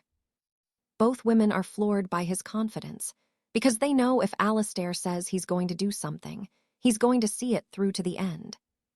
He turns to face Felix directly, confirming that, yes, he will solve the 7 bridges of Silverspire right here, right now. Felix explains the legend. Only the first Earl Harrington, the family's legendary founder, managed to crack this code hundreds of years ago. Back then, the capital was much smaller, and the urban center was split right down the middle by a massive, rushing river. To connect the 2 sides, the old patriarch built 7 grand bridges, linking the different sectors of the growing city. Looking at his masterpiece, he came up with a brilliant riddle. Was it possible to cross every single bridge exactly once and return home? He claimed you could visit every area without repeating a path or skipping a bridge, a puzzle that would haunt mathematicians for centuries. After he went public with the idea, the brightest minds in the kingdom tried to find the route, but every single one of them failed. Finally, the patriarch announced he'd solved it and was ready to reveal the secret to the entire world the following morning. But the sun rose and set, and the great man never appeared. The city waited in silence until night fell over the capital. Days later, they found his body floating in the river. The secret solution died with him, leaving generations of scholars in total darkness. To this day, House Harrington celebrates the mystery as their greatest legacy, It's the ultimate symbol of their family's intellectual glory. But as the explanation ends, Alastair looks like he's already seen through the trick. Felix sneers, asking if the prodigy has found the answer yet. Surprisingly, Alastair just looks at him and says he doesn't know. Felix erupts in laughter, mocking him for losing his supposed bravery so quickly. The crowd joins in, calling Alastair a piece of trash and a total waste of talent. But one sharp-eyed noblewoman isn't so sure. She notices Alastair isn't confused, he's calculating. He realizes there's no solution because he encountered this exact logic puzzle in his past life. The entire room is watching him now, held in a tense silence. Neither Beatrice nor Isabella can figure out what he's thinking. Felix scoffs, claiming the boy is just making excuses, insisting that his ancestor definitely knew the secret solution to the bridges. Alastair doesn't blink. He simply asks, "Do you actually have any physical evidence that this so-called solution ever existed?" Felix loses his composure instantly, screaming about how a common student dares to doubt the wisdom of the ancient Harrington sages. "That's enough, Felix." A powerful voice cuts through the room. It's Viscount Harrington himself, telling his son to stop riding on the coattails of the dead. Felix starts shaking, immediately bowing to his father, while the Viscount reveals he's heard quite a bit about Alastair from Master Cedric. Our boy greets the High Lord with a respectful bow. The Viscount acknowledges the petty conflict and offers a formal apology for his son's behavior. However, the mood shifts when he hears Alastair's claim that the 7 bridges have no solution, a direct hit to the Harrington family pride. Alastair holds his ground, stating it's not an accusation, it's just a mathematical fact. Isabella notices he's never looked this focused before. The Viscount becomes just as heated as his son, determined to prove the legend true. "I'll show you the evidence myself," he declares. He grabs a quill and parchment, furiously sketching out the map of the city and the placement of the 7 bridges. He explains the logic: treat each piece of land as a point. If you can connect them all without crossing a line or lifting your pen, you win. The crowd is mesmerized by the demonstration, and the Viscount's wife looks on with pride at her husband's intellectual display. A mysterious blonde woman whispers that her friend was right. The boy really does have a brilliant mind for someone so young. But Alastair takes the quill, continuing the lesson. He explains that bridges can only be used by entering one end and leaving the other. He points out that for a path to work, the points must have an even number of connections, something he calls a uniform point. Beatrice's eyes widen as she follows his logic. If the points aren't all even, then the 7 bridges riddle is literally impossible to solve. Arthur stays dead serious, nodding along as his teacher confirms the truth. Felix tries to object, but the final verdict is already in. It is physically impossible to cross the 7 bridges and return to the start without repeating a path. Simply put, there is no solution. The onlookers are left completely speechless. Arthur's logic is flawless, an ironclad argument that leaves no room for doubt. Felix snaps. He screams that it's all nonsense, that the Sterling family is being played by cheap noble gossip. He yells at the crowd to ignore Arthur. But it's too late. After hearing such a perfect explanation, the crowd just looks at him with pure disdain. The damage is done. A woman whispers that the House of Sterling patriarch has been deceiving scholars for centuries with his false claims. Hearing this, Felix's world collapses. He turns to his father, begging him to do something, anything. But the Viscount isn't looking for excuses. He lunges forward and punches Felix square in the face. Felix hits the cobblestones, battered and humiliated. The Viscount towers over him, telling him to shut his mouth because he's nothing but a failure. "A disgrace to our bloodline," the man growls. But out of the corner of his eye, he glares at Arthur. He's already planning how to make the boy pay. Our hero doesn't quite get why the old man is so resentful, but one thing is clear. The Viscount isn't letting this go easily.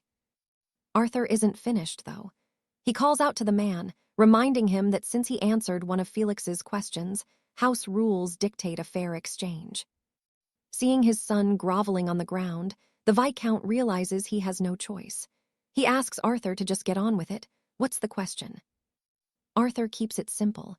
He asks, what is the exact length of the diagonal of a square? The Viscount actually smiles. This is easy. His family is famous for solving geometric puzzles like this. Even the teacher wonders why Arthur chose something so basic. The answer is 2, the man replies confidently.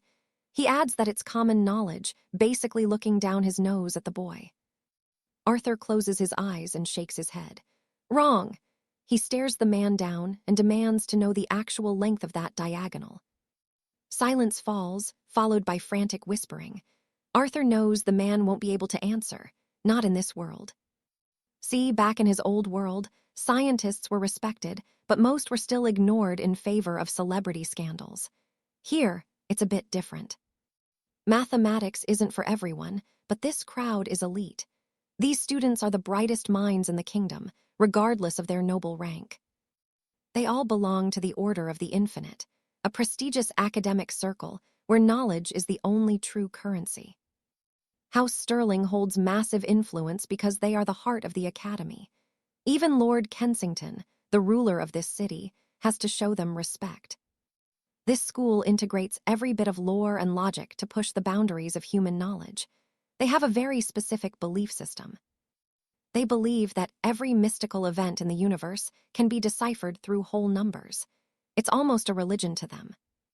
That ancient order was once incredibly powerful, but it had one fatal flaw in its logic, a secret that could destroy everything they built.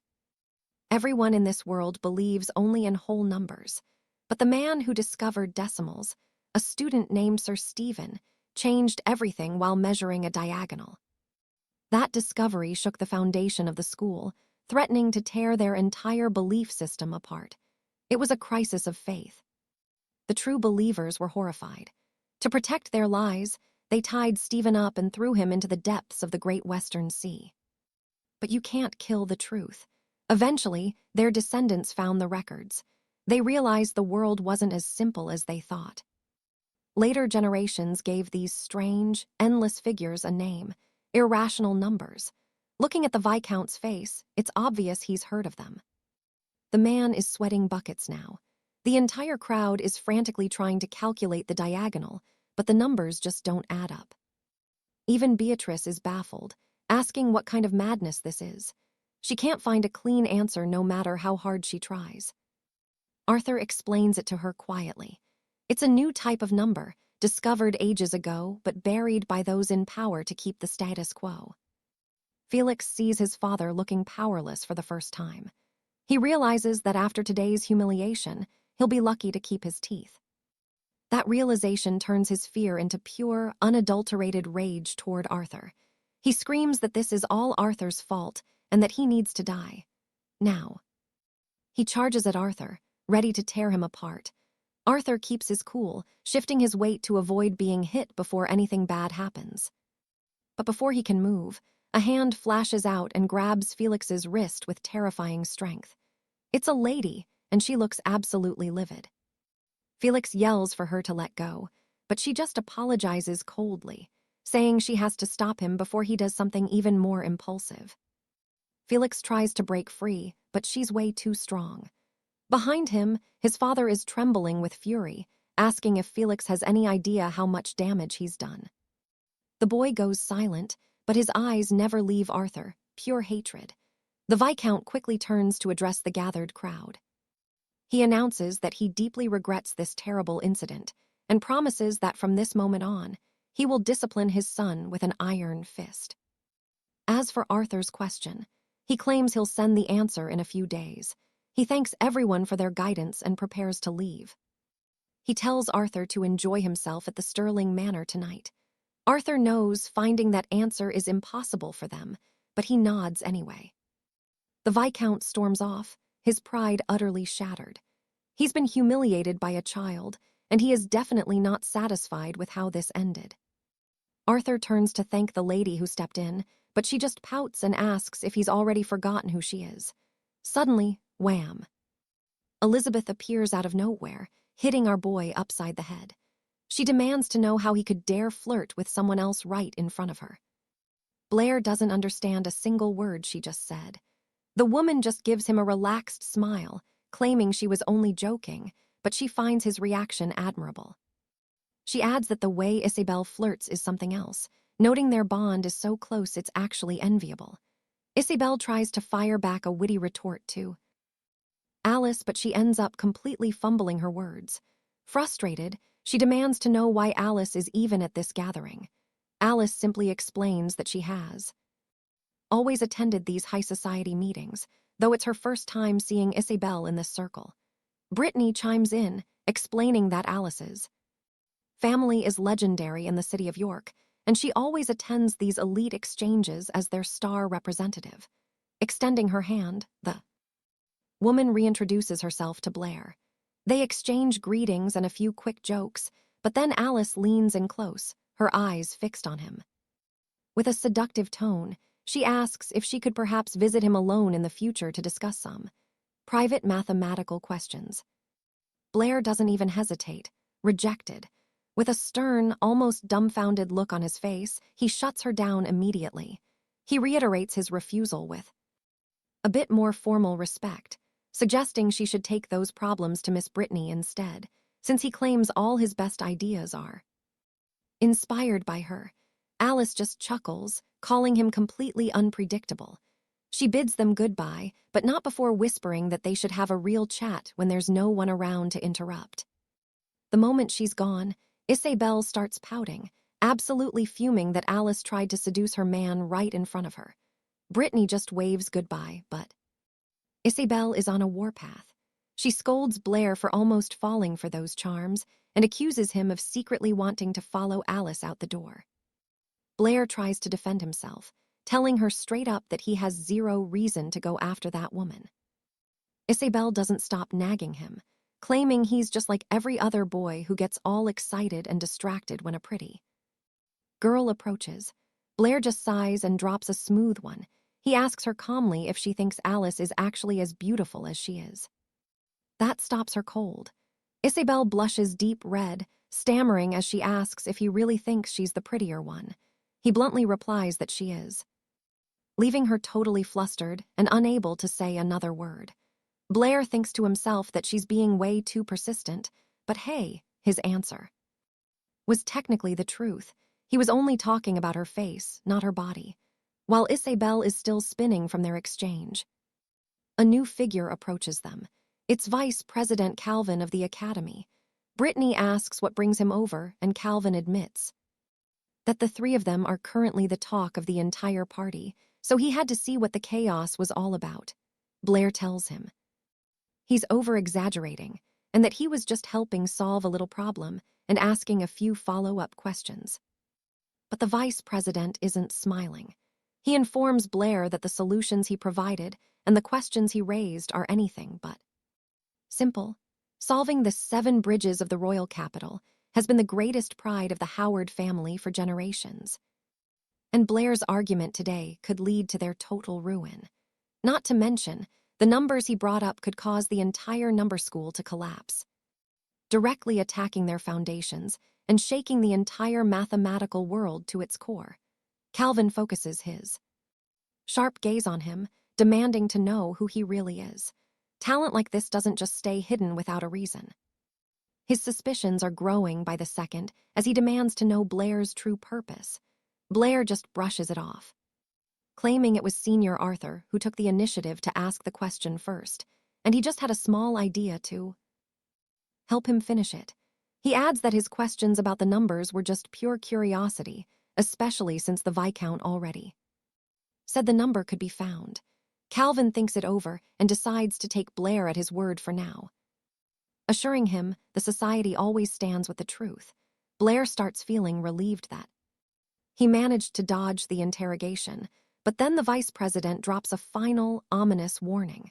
He tells Blair to be extremely careful of the Howard family. They are dangerous people to have as enemies. The scene cuts to the Viscount sitting calmly on a sofa while Arthur is shivering on the floor, looking like he's just been half-beaten to death. He's struggling for air, his entire body covered in brutal bruises. A dark, ominous man informs the Viscount that everything is ready for the plan to move forward. The Viscount gives the chilling order: wait until Blair leaves the manor, then kill him. Make it look like an accident, just like they've done so many times before. The assassin bows to follow his master's orders, but suddenly, a voice cuts through the room. He calls the Viscount father, stating he's planning to murder someone yet again. Standing behind them is a mysterious man, dressed in pure white, someone they hadn't even noticed. The Viscount spins around and recognizes him instantly. It's his son, Abel. He's shocked, demanding to know how Abel is even alive after all this time. Abel stays silent. The assassin is terrified, claiming it's impossible for him to be breathing because he made sure the boy was dead. Abel ignores him entirely, telling the Viscount it makes sense that he didn't expect to see him alive, especially since he knew his own father was the one who signed the death warrant, just like he's doing right now. The Viscount flies into a pure rage, accusing Abel of conspiring with Blair, but Abel just looks at him with contempt, criticizing his father for being cruel to his own blood even to this day. The Viscount pulls out a flintlock gun, aiming it at his son's head and demanding to know his true goal. While Arthur slowly regains consciousness on the floor, Abel finally speaks, stating that the Viscount always asks far too many questions. So many questions, and he barely knows where to start. He stands up, cold as ice, ready to set the record straight about the boy. That young man, Julian. He's got no real connection to him, but he was the perfect spark to finally force a return to the family. But he didn't come back for a reunion. He's here to tear the House of Howard down and rebuild it from the very dirt. The Viscount is stunned. Change the family? He can't believe his ears. Abel just stares him down, asking what their foundation even is. His father spits out honor, but Abel shuts him down instantly. Lies! Every word out of the old man's mouth is a complete sham. The Viscount is fuming, demanding to know why his son would say that. Abel's answer: because the secret is finally out. He knows the Viscount realized long ago that the 7 Bridges riddle is unsolvable, and the number Julian found, it doesn't exist in their math. To keep the family's honor and protect their prestigious royal academy, the Viscount buried the truth under a mountain of secrets. He didn't just lie. He silenced anyone who tried to speak, including his own flesh and blood, his biological son, Abel himself. The Viscount finally snaps. Enough! He roars at him to stop, threatening to kill him again just to protect the family name. Abel doesn't flinch. He reminds his father that the truth always finds a way out, and now, the House of Howard is finished. That boy Julian just shattered their perfect little illusion, right in front of the entire Royal Society of Mathematicians. The bubble has burst. The secret that was supposed to stay buried is now the talk of the entire kingdom. Abel dares him. Can he really kill everyone who knows? Suddenly, Abel lunges, snatching the Viscount's flintlock and aiming it at his own heart. He taunts the old man. Do it, but tomorrow the secrets come out and this entire house will be overthrown by the people. The Viscount's hand is shaking. He's looking at a man who has nothing left to lose. He's terrified, and his son knows it. Finally, he breaks. He drops the weapon, defeated. Desperate and broken, the Viscount asks his son how they can possibly survive this. Abel's voice is like steel. I'm taking over. I will be the new patriarch and transform this house so we don't go extinct. He leans in close, menacing. Only I can save us now. He's the only one with a plan to survive the coming storm. The Viscount goes silent, paralyzed by the sheer weight of his son's ambition. He's actually trembling as Abel whispers the true plan. Fast forward a few days. Julian wakes up at Lady Beatrice's estate to the most obnoxious, loud clock he's ever heard. He stretches, loving the feeling of a real, cozy bed. It beats that damp, smelly cellar he used to call home any day. Still half asleep, he wanders out to find Beatrice. Morning, he mumbles, but then he sees her desk and stops dead. It's a literal mountain of parchment. Ink stains everywhere. It looks like a storm of numbers hit her room while he slept. He's floored. Beatrice clearly hasn't slept a wink. obsessively trying to calculate that number he mentioned at the big meeting. Ever since Julian dropped that truth bomb about the 7 bridges, House Howard's reputation has been in a free fall. But the real chaos, it's the number, the one that can't be written with normal fractions. The scholars are losing their minds. They're calling it the devil's number. Every genius in the country is trying to solve it, but they keep hitting a wall. No matter how many pages they fill, the answer won't come. It's driving the entire academic world into a state of frenzy. Julian knows why. It's an irrational number, a concept this world hasn't even dreamed of yet. To them, it's literally impossible. It's a foreign field of magic and logic that they haven't explored, but Julian doesn't look down on them for failing. In fact, he respects the hustle. He knows that eventually, just like in his old life, they'll figure it out and move forward. He looks out the window as a dove flies past. A new chapter is starting. Then, something on the desk catches his eye. It's a newspaper with a massive headline. House Howard has a new patriarch, and his first act was to shut down the academy. Julian nods. Smart move. Cutting the rot away is the only way that family survives the public's rage right now. Still, he wonders, what could have happened inside those walls to make them change their entire leadership overnight? As he's imagining the new boss, Beatrice walks in. She's barely dressed, just a light robe rubbing her eyes, still groggy. "Morning, Julian," she says, totally oblivious. Julian just stands there, jaw dropped, staring at her stunning figure. He stammers out a greeting, trying his best not to look, but man, she's definitely not wearing enough for company. She starts scolding him for not waking her up like she asked. Julian's face is bright red as he looks at anything but her. I forgot," he lies, desperately trying to keep his eyes on the floor while his heart tries to jump out of his chest. Beatrice smirks, calling him a bad boy. She's not letting him off the hook that easily. She leans in, teasing him. She knows he's hiding the secret to the number. She tells him to stop being a tease, her nightgown practically falling off. It's too much. Total system overload. Julian's nose starts bleeding like a fountain right there on the spot. Beatrice blinks, sees the blood, and then finally realizes she's basically on display. She freezes in horror, then whack, a slap for the ages. Blair gets called a total creep after that awkward encounter, and they head to the kitchen so Lady Beatrice can finally eat. He starts on breakfast while rocking a massive red handprint on his cheek, and Beatrice actually starts feeling a bit guilty for the slap. She mumbles an apology, claiming it was just a reflex, but Blair just teases her about having a morning personality. Now she's totally embarrassed. "Am I really that annoying when I wake up?" she asks, looking genuinely worried. But Blair, he's cool as a cucumber. "Nah, I don't dislike you either way," he says, keeping it casual. And just like that, she's blushing. She thanks him while Blair's internally high-fiving himself for being so smooth. Back to the cooking. Beatrice is confused. Why on earth is he mixing weird red fruits with the eggs? He calls it scrambled eggs, but she's lost. In this kingdom, that dish literally doesn't exist yet. He finishes up, and it looks incredible. He plates the eggs and starts explaining the secret ingredient. Those red fruits, tomatoes. Apparently, they're the key to the legendary scrambled eggs from his mysterious hometown. It's a nostalgic dish for him, the one thing he always used to make before ending up here. Breakfast is served. Blair heads for class and tells her to dig in, but Beatrice stops him. She leans in close to wipe a stain off his shirt with a cloth, and Blair completely freezes up. He's blushing hard because he didn't expect her to get this close. He's basically a statue now. "Be careful today," she warns as he leaves for school. Once alone, Beatrice looks at the plate, still skeptical. Is this stuff even edible?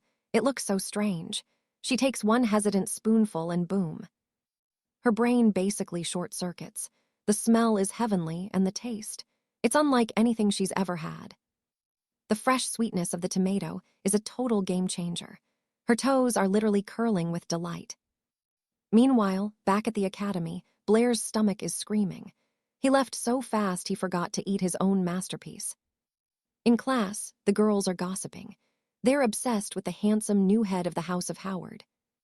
They're also buzzing about the mystery genius who solved the 7 bridges and proposed the devil's number. Word is, the math prodigy is actually their age and requested to stay completely anonymous. The blonde girl is in total disbelief. Someone their age shook the entire world of mathematics. No way. She figured the person had to be some ancient professor. While they whisper, Lady Isabella corners Blair. She's not letting it go. Do you really not know how to express the devil's number? She demands. Blair plays it cool. I don't know everything, Isabella. I already told you what I know. She slams her hand on the desk, calling him a liar, but then a new voice cuts through. Enter Alice, the beautiful third-year senior. She walks in and tells Isabella to stop bothering our boy Blair. She even blows Blair a flying kiss. He's stunned, while Isabella's just confused why a senior is even there. Blair greets her kindly, but the other guys, they are absolutely seething with jealousy right now. 2 school beauties focusing on one guy. The freckled kid is wondering how Blair got so lucky. Even Jasmine is watching the drama unfold. Alice gets dangerously close to Blair to ask about the math. Blair is sweating. She's way too close for comfort. And then gurgle. His stomach lets out a massive roar. Talk about a mood killer. He's mortified, apologizing while the whole room just stares at him. Alice thinks it's cute, but Isabella, she just calls him a hungry pig for being this famished so early. But Alice is prepared. She pulls out some delicious-looking bread and offers it to Blair.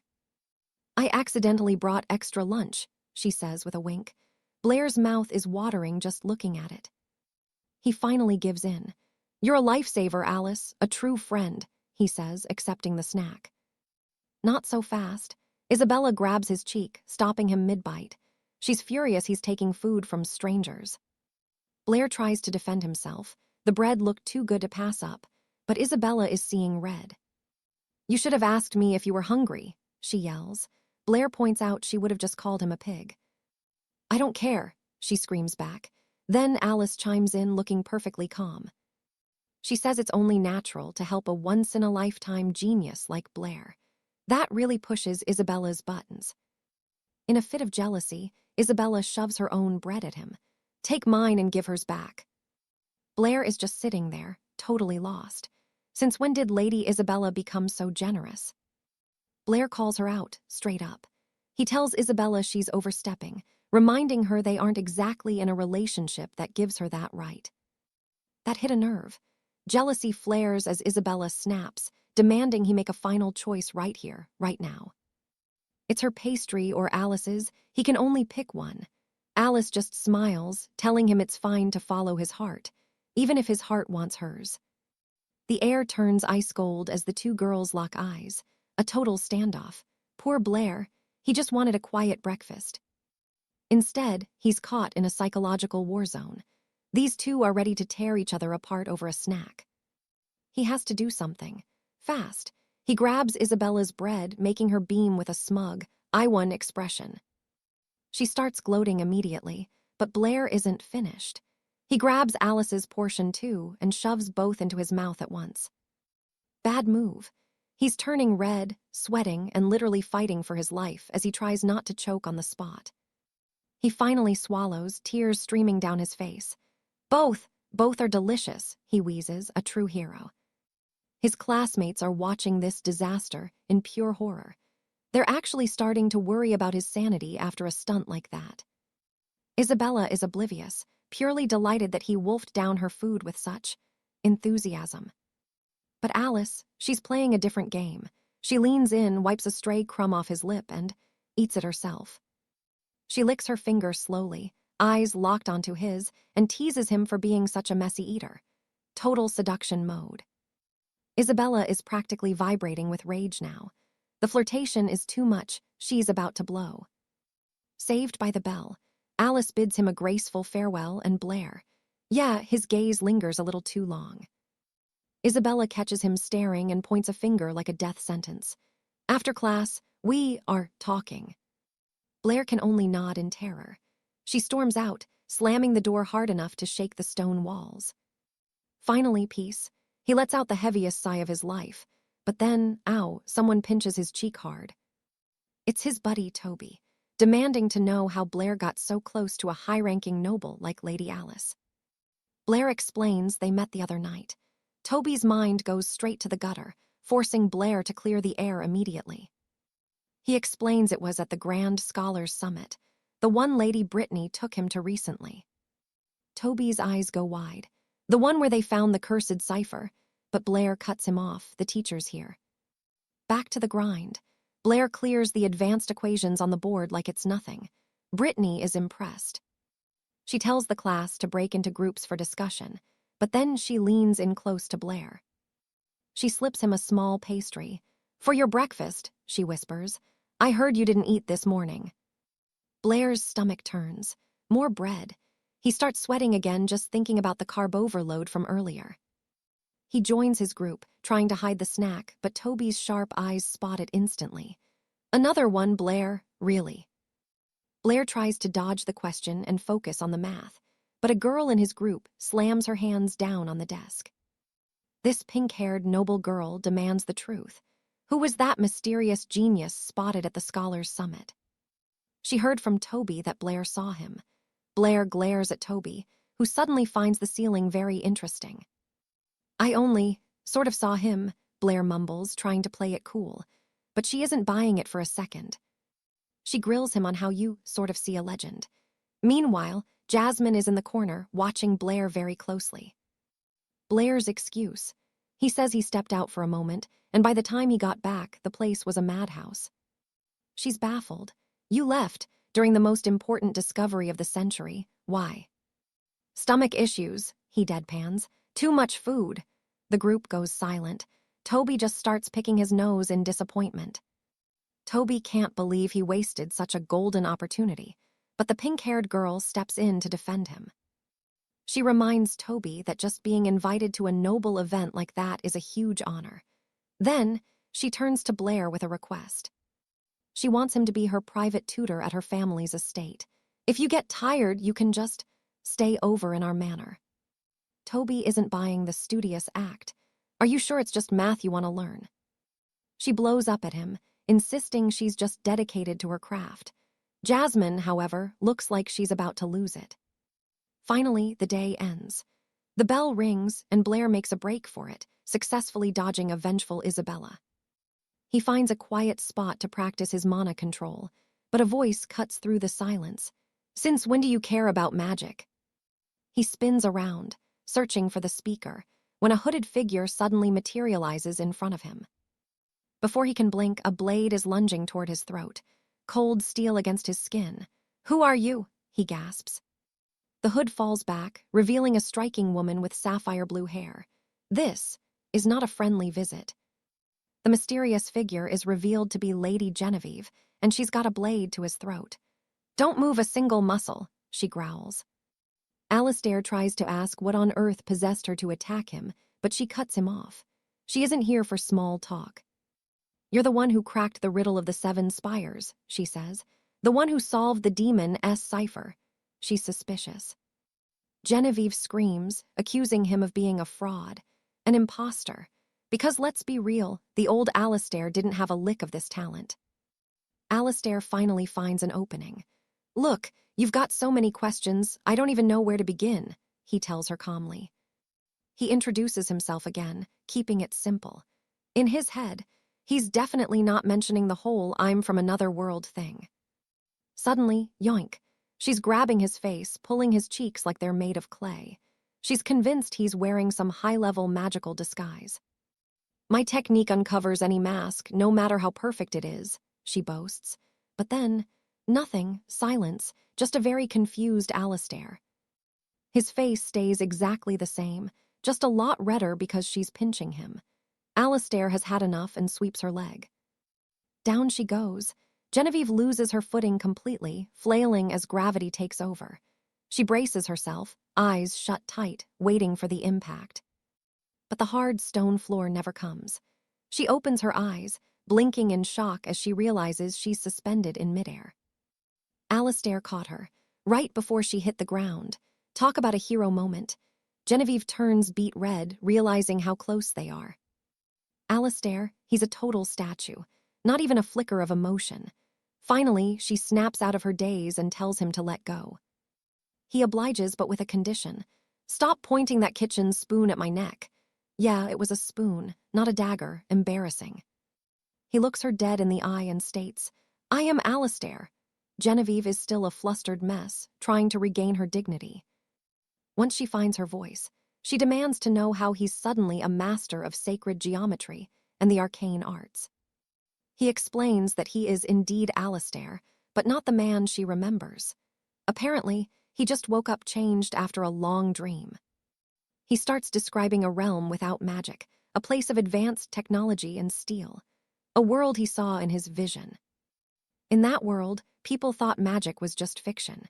Instead, they used something called science to build incredible things beyond any spell. Their creations could complete tasks that even a grand mage would struggle with, skyrocketing their civilization into a whole new era. They didn't stop at the borders of their land either. They explored the very stars, traveling through the heavens to reach other planets. In that life, he was just a simple math teacher, which is exactly where all this newfound knowledge actually comes from. He recalls a girl in his class who looked exactly like Genevieve.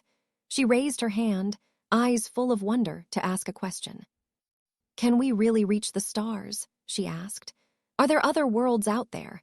He answered her properly, telling her the universe is endless. Even though he gave a great answer, the students just made fun of him for being a boring teacher. Talk about being unappreciated. As he remembers the past, the sun begins to dip below the horizon outside the citadel windows. The shadows are growing long. Alistair stops his story there, apologizing for the long-winded tale.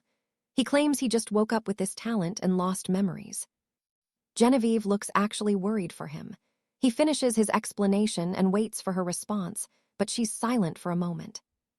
I believe you, she finally whispers. Turns out, the old Alistair used to ramble about the exact same things before his change. Alistair is shocked. I said those things before. She nods, confirming he was always more interested in logic than magic. The old Alistair actually wished to live in a world without magic because he had zero talent for it. A bitter irony, right? Genevieve is now convinced he has amnesia. She even promises to help him regain every single lost memory. How sweet. Alistair plays along, thanking her for the help while shaking her hand. This, of course, sends her right back into a panic. She blushes furiously and stutters out a promise to fix his brain so he can finally rest easy. Then, she bolts. Sometime later, Alistair is walking through the citadel hallways, lost in thought. But someone is lurking right behind him. Suddenly, bam, he's grabbed from behind and hoisted off the floor. It's Barnaby, his loud-mouthed, overly energetic friend. They bicker for a bit, while Barnaby squeezes the life out of him, but Alistair notices a shadow watching them from a distance. He manages to slip out of Barnaby's grip, while Barnaby is busy poking his own nose, and calls out the mysterious stalker. The man reveals himself. It's Sir Cedric, the arrogant senior noble. Barnaby immediately gets defensive. What are you scheming now, Cedric? But Cedric doesn't fight back.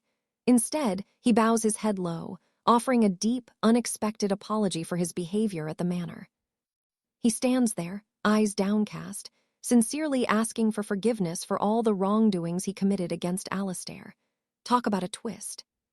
He somehow managed to slip away from Toby, but Toby was faster, poking the guy right in the nose with 2 fingers. Classic. They weren't alone. Senior Feed was watching, and Toby recognized him instantly. All right, Feed, Toby barked. What kind of scheme is it now?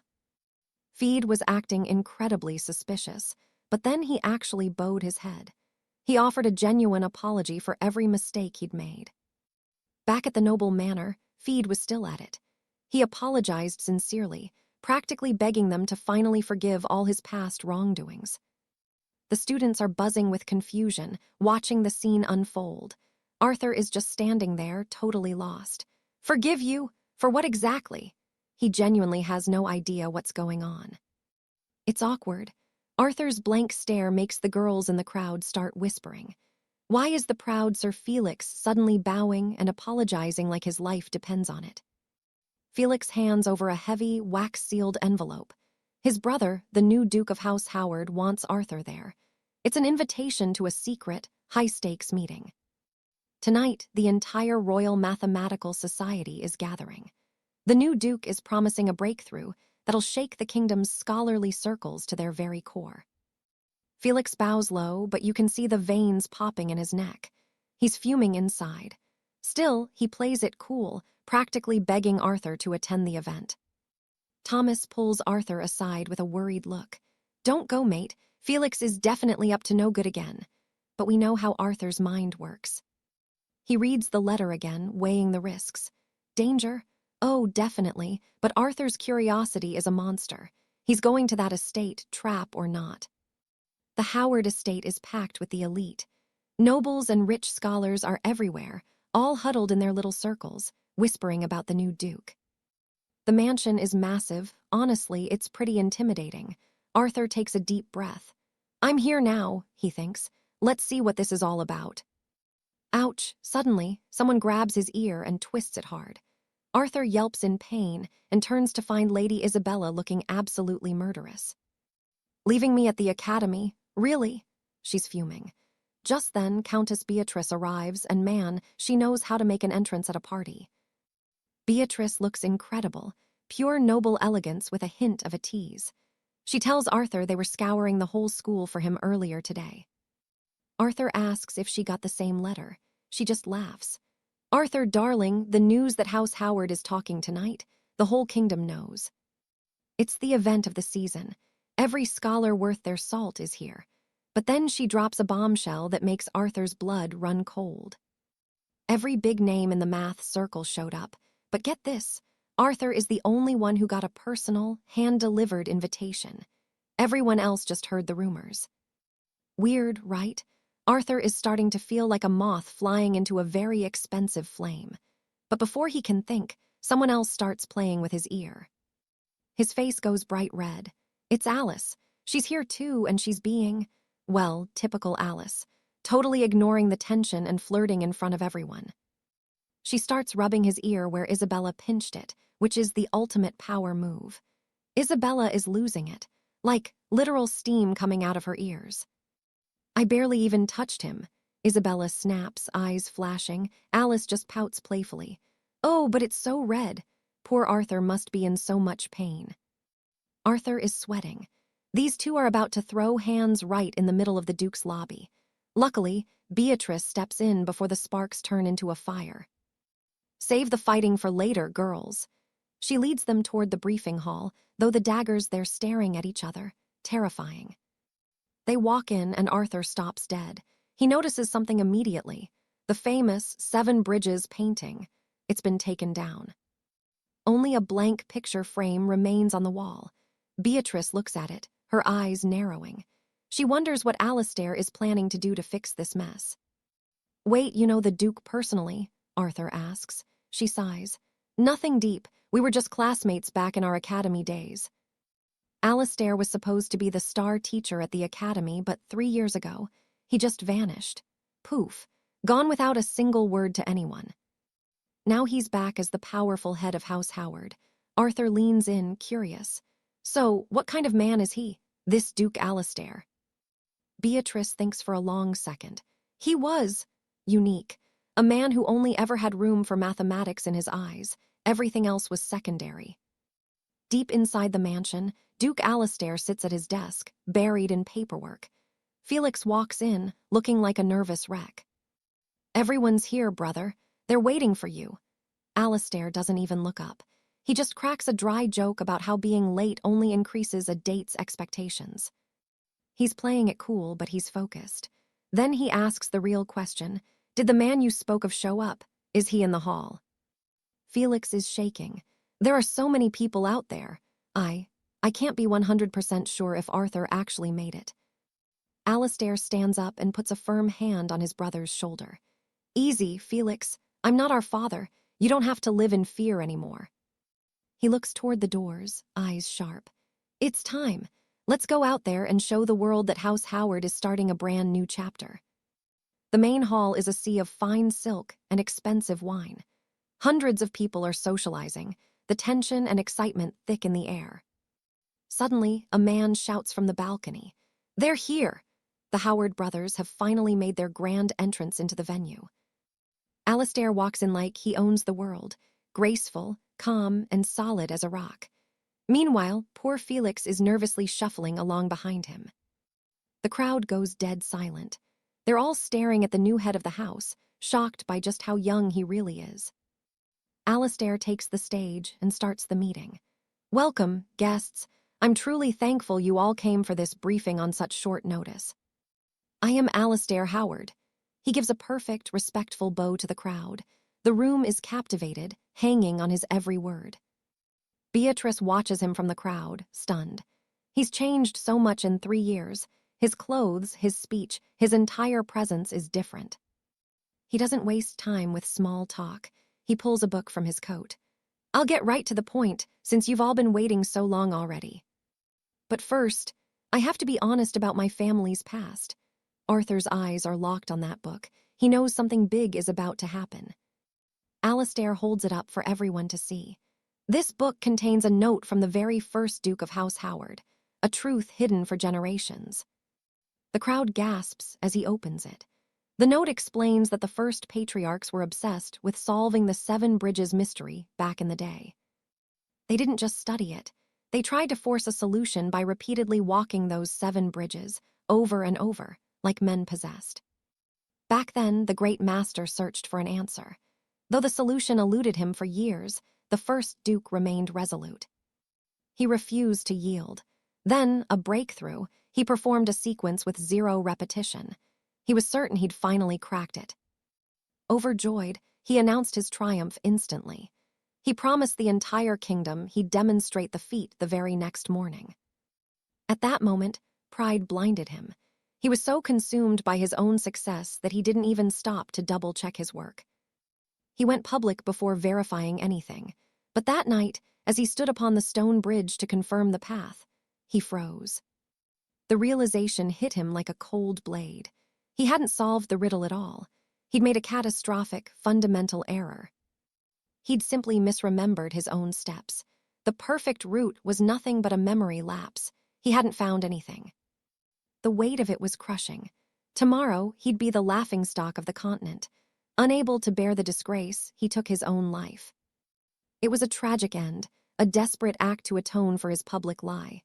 But before he died, he left behind a final confession. His letter detailed every mistake and begged his heirs to set the record straight. He wanted the truth known. But his descendants, they chose silence. They buried his notes and lied to the world, hiding the truth of his suicide. They claimed the Duke simply fell into the river, lost forever along with his proof, all to protect the House of Stirling's honor. Until today, now Arthur stands before the massive crowd, his voice unshaken. He declares that the truth can no longer be hidden. He tells them the House of Stirling must face the consequences. They will accept whatever backlash the kingdom brings. Then he bows low, begging for their mercy. Frederick is stunned by his brother's sheer guts, but he realizes Arthur is right. Frederick tries to stop him, but hesitates. Arthur offers a formal, sincere apology to everyone on behalf of their noble lineage. The hall erupts in whispers.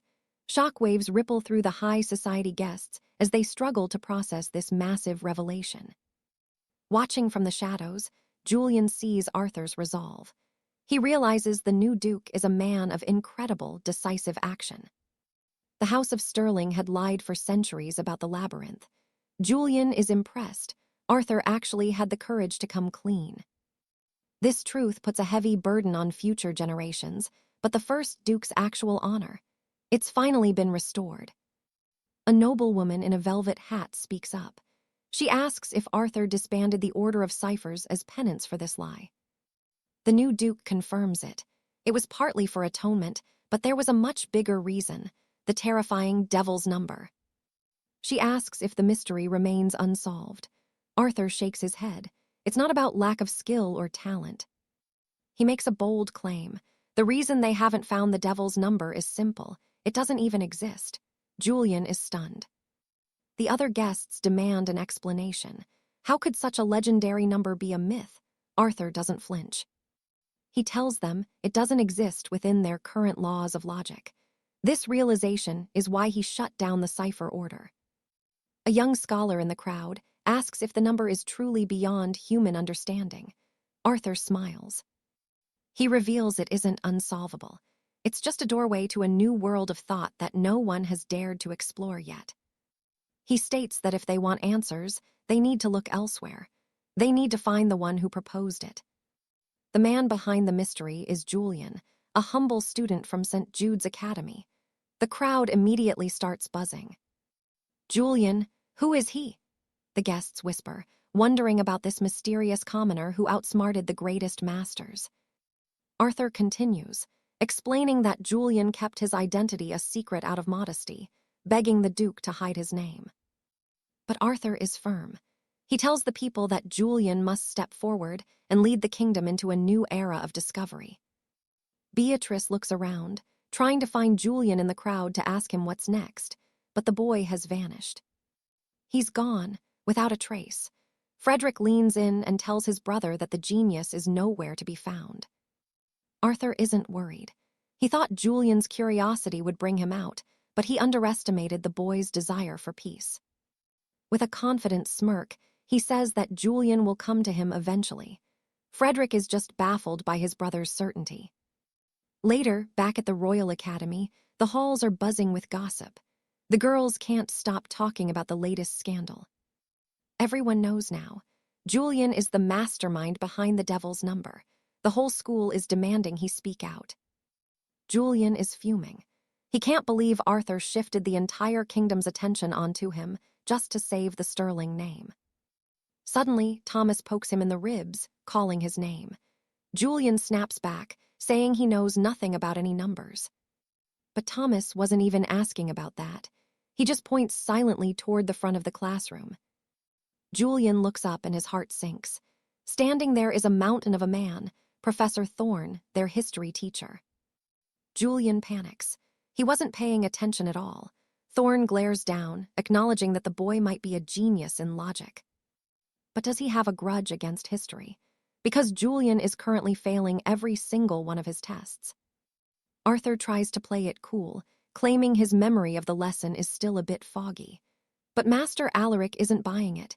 He slams his hand down so hard the desk rattles. Arthur nearly jumps out of his skin. Alaric starts screaming, telling him that even if he's a local legend, he still needs to keep his head in the books. That's when Cedric nervously raises a hand. He tells the teacher that someone is actually outside the classroom looking for Arthur right now.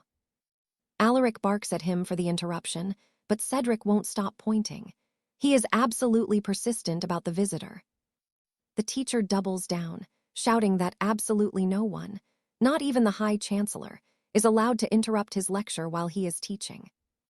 Suddenly, a hand grabs Alaric's shoulder from behind. It's Lord Stirling, the Vice-Chancellor himself. Talk about a reality check. Alaric's face goes pale instantly. He backtracks on his words and finally lets Arthur leave. They head out into the stone hallway together.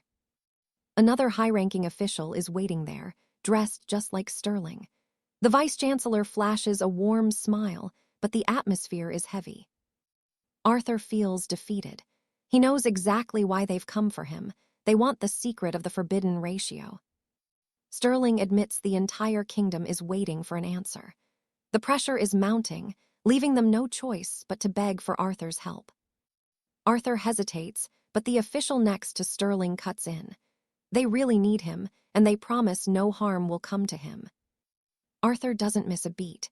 He looks them right in the eye with a bright smile and says he really doesn't want to help. Bold move. A while later, Cedric is sprinting through the academy like his life depends on it. He kicks open the door to Lady Beatrice's office, leaving her completely baffled by the sudden, frantic chaos. She asks why he's in such a rush, and Cedric finally gasps it out. Arthur, he was just taken away. Beatrice's eyes go wide with worry. Meanwhile, inside the Academy's grand meeting hall, the situation is getting tense. It's an ambush. A handful of scholars and officials from the royal circle are looming over Arthur, putting him under massive pressure. We're talking 4 academy deans and 3 high lords of the mathematical society, all the heavy hitters in one room. Arthur notices a dozen deacons guarding the door too. Lord Sterling really went all out to corner him today. Arthur calls it like it is. He knows Sterling planned this whole crowd just to bully him into revealing the forbidden ratio. Sterling fires back, saying Arthur is the one who released this devilish problem into the world. It's his responsibility now. But Arthur just tilts his head. Why are you so inclined to call the truth devilish? That really hits a nerve. The deans are ready to snap, but Sterling keeps them quiet. He turns back to Arthur with a serious question. Is it true? Can the forbidden ratio really not be expressed as a simple ratio of whole numbers?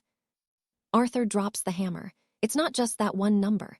The square roots of 2, 3, and 5, they are all the same. He explains that there are infinite numbers that logic cannot prove yet.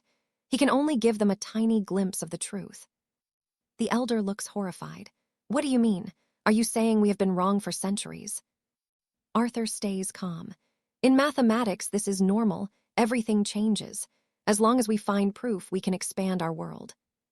Sterling sees the depth of Arthur's knowledge and begins pleading for his help once more. But Arthur shakes his head. He apologizes and tells them he really cannot help them with this particular mystery.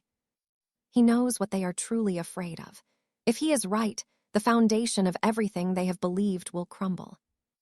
Fear is natural, Arthur says softly.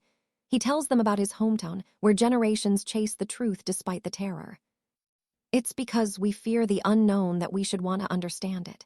We must embrace the truth, just like our ancestors. He looks around the room, meeting every eye.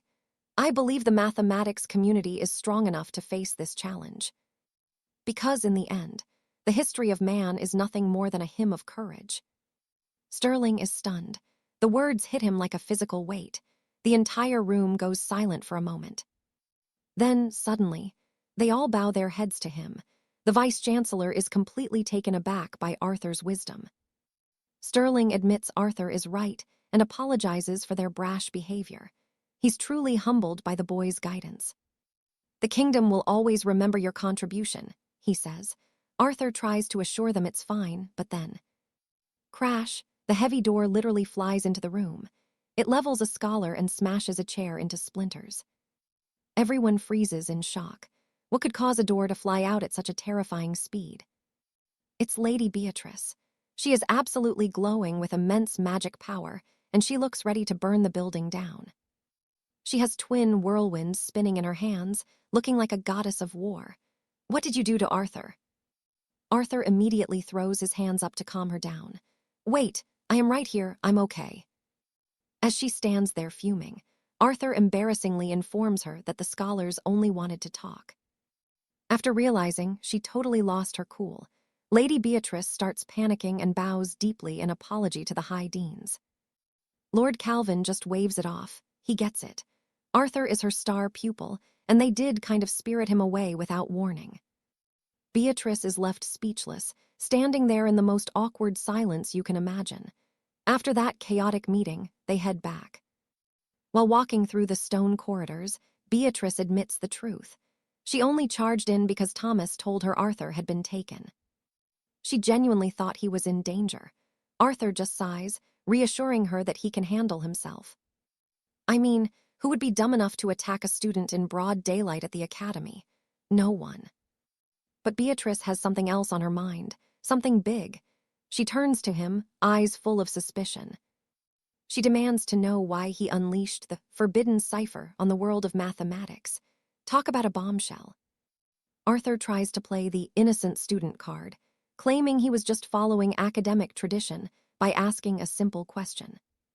He, supposedly, had no idea it would lead to the discovery of such a dangerous equation. But Beatrice, she isn't buying it. Then comes the real kicker. She looks away, blushing, and asks if he's actually in love with Lady Isabella. Arthur is completely floored. He has no idea what she's even talking about. But Beatrice's imagination is already running wild. She's convinced he got jealous of Lord Cedric flirting with Isabella and started a fight. She grabs his shoulders, looking dead serious.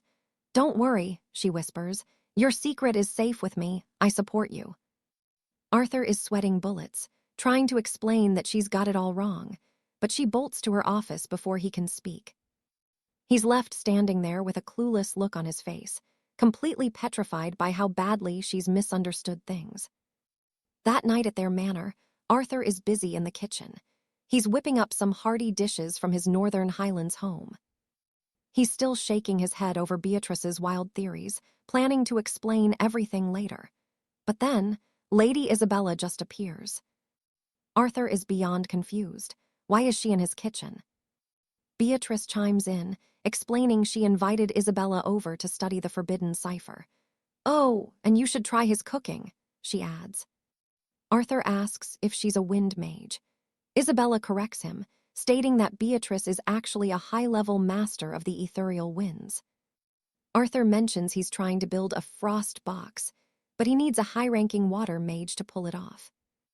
Beatrice is intrigued. A frost box. Arthur explains it's basically an enchanted ice crate to keep food fresh. He shows them his illustration. It's a drawing. Isabella takes one look at the blueprint. There's a moment of silence. Then she just loses it, bursting into uncontrollable laughter at how terrible his drawing is. Arthur's face turns red. He snatches the paper back while she continues to mock his artistic skills. But Beatrice is focused. She calls his name and shows him something incredible. Using her magic, she begins constructing a complex ice frame. Her eyes glow with a faint purple light as she casts the spell. It's perfect, exactly what he had in mind. Arthur is stunned. How did she manage that? Easy. Turns out, she's a master of water magic too. Constructing ice is a walk in the park for her. Isabella is absolutely floored. A dual elementalist. Magicians who can master two elements are legendary. Arthur asks the million-dollar question. Why is someone with her incredible talent staying at a place like St. Jude's? Beatrice's expression darkens. She avoids his gaze, staring at the frying pan instead. "Food's ready," she chirps, dodging the question. It works. Arthur rushes to the stove to kill the heat. They finally sit down to a table covered in Highland delicacies. Isabella is skeptical. "It looks weird," she mumbles. Beatrice just smiles. She thought the same thing before her first bite. Arthur explains these are traditional dishes from his home region. It's only natural she's never seen them before.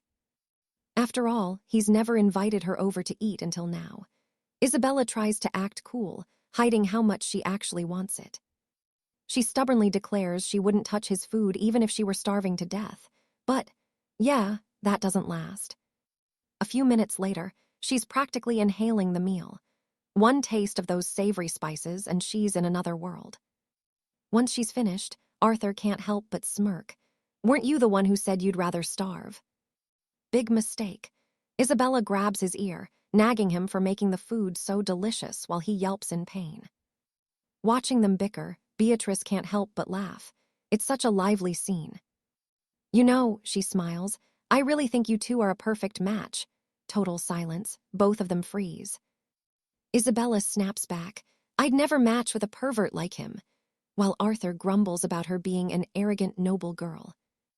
Lady Beatrice, then, announces that Isabella is about to be promoted to a junior mage, so she asks for her attention. Lady Beatrice asks the girl about her future path. Her choice, wind magic, simple as that. Beatrice sighs. "Wind is lethal in the long run, sure, but the early stages. You're basically a glass cannon." Without high-level mastery, a wind mage is wide open. For a young noblewoman, being able to defend herself is everything. The lady suggests the earth element instead.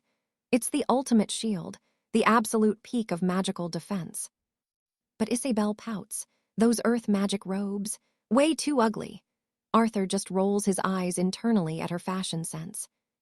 Suddenly, ouch, Isabel's got his ear again. Arthur yells, "I didn't even say anything yet, let go." "I know exactly what you were thinking," she snaps. Beatrice just laughs it off and asks Arthur for his choice. He takes a beat, then drops a bombshell. His goal, he wants to master every single department in the academy. 𝒂𝒊𝒄 loses it. She laughs in his face. Even a prodigy like Lady Beatrice couldn't pull off a stunt like that. But Beatrice stops. She looks at Arthur, sensing something different. This might not be just a crazy dream. 𝒂𝒊𝒄 isn't buying it. He's just talking nonsense, my lady. Why are you actually taking him seriously? Beatrice feels it. A heavy, dense energy swirling around the boy. He might actually have an affinity for all 4 elements. She decides to table the theory for now. Since you helped me with my sums, I'll personally guide your magic training. The 2 students are ecstatic. A private lesson from a master. That's basically hitting the jackpot. But Beatrice drops some truth. Don't get cocky. Magic isn't everything. Real mages don't just rely on spells. Think about it. Casting takes time. Gestures, incantations. If an enemy is in your face, you're finished before you start. To bridge that gap, they need steel. Martial arts training is mandatory for surviving when magic isn't an option. She flickers her fingers, using a gust to clean the dishes instantly. Arthur is floored by how useful magic really is. But she warns them again. Often, the man who can throw a punch wins over the one who can cast a spell. Fighting first, magic later. That's the plan. Arthur is stunned. He didn't expect a mage to be such a brawler. 𝒂𝒊𝒄 steps up, claiming she's trained with knights at home. She wants to show Arthur how a real fighter moves. Beatrice agrees to a spar. Just remember, 𝒂𝒊𝒄, try not to break him too badly. He's still a beginner. 𝒂𝒊𝒄 smirks. I'll go easy on him. But inside, she's ready to show him exactly who's boss in a scrap. Arthur's getting a bit nervous now. They head to the stone training hall and prepare to square off. Try not to cry, 𝒂𝒊𝒄 taunts. Then boom, she's moving, dashing forward with a lightning-fast strike. But Arthur stays icy. He doesn't panic. As her fist flies toward his face, he just slips the punch. The room is dark, save for the flickering torches. They clash, moving across the floor like 2 shadows in the night. Arthur finds an opening. He grabs her wrists, shatters her balance, and pins her down in one smooth motion. It's a bit of an awkward position. 𝒂𝒊𝒄 flushes bright red, screaming, "Pervert! Let me go right now." Arthur says he'll let go, but 𝒂𝒊𝒄 isn't waiting. She launches a desperate kick straight for his jaw. Close, but Arthur dodges. He counters with a quick burst of wind, knocking her completely off her feet. 𝒂𝒊𝒄's falling. She lets out a scream, bracing for the hard stone floor, but the impact never comes. Arthur caught her, right by the hips. For a second, the whole room goes dead silent as they stare at each other. Beatrice breaks the tension. She's impressed. Where on earth did you learn to fight like that, Arthur? Still holding the girl, he explains it's just some Highland brawling he picked up back in his home village. Beatrice is curious. He's mentioned this mysterious hometown a lot lately. What kind of place breeds fighters like him? 𝒂𝒊𝒄 snaps out of it and yanks his ears. Let go already! Arthur finally drops her, rubbing his sore head. She pouts, making excuses. I only lost because I slipped. My boots don't have enough grip on this stone. Beatrice isn't convinced. She wants to feel Arthur's brawling for herself. She challenges him to a round.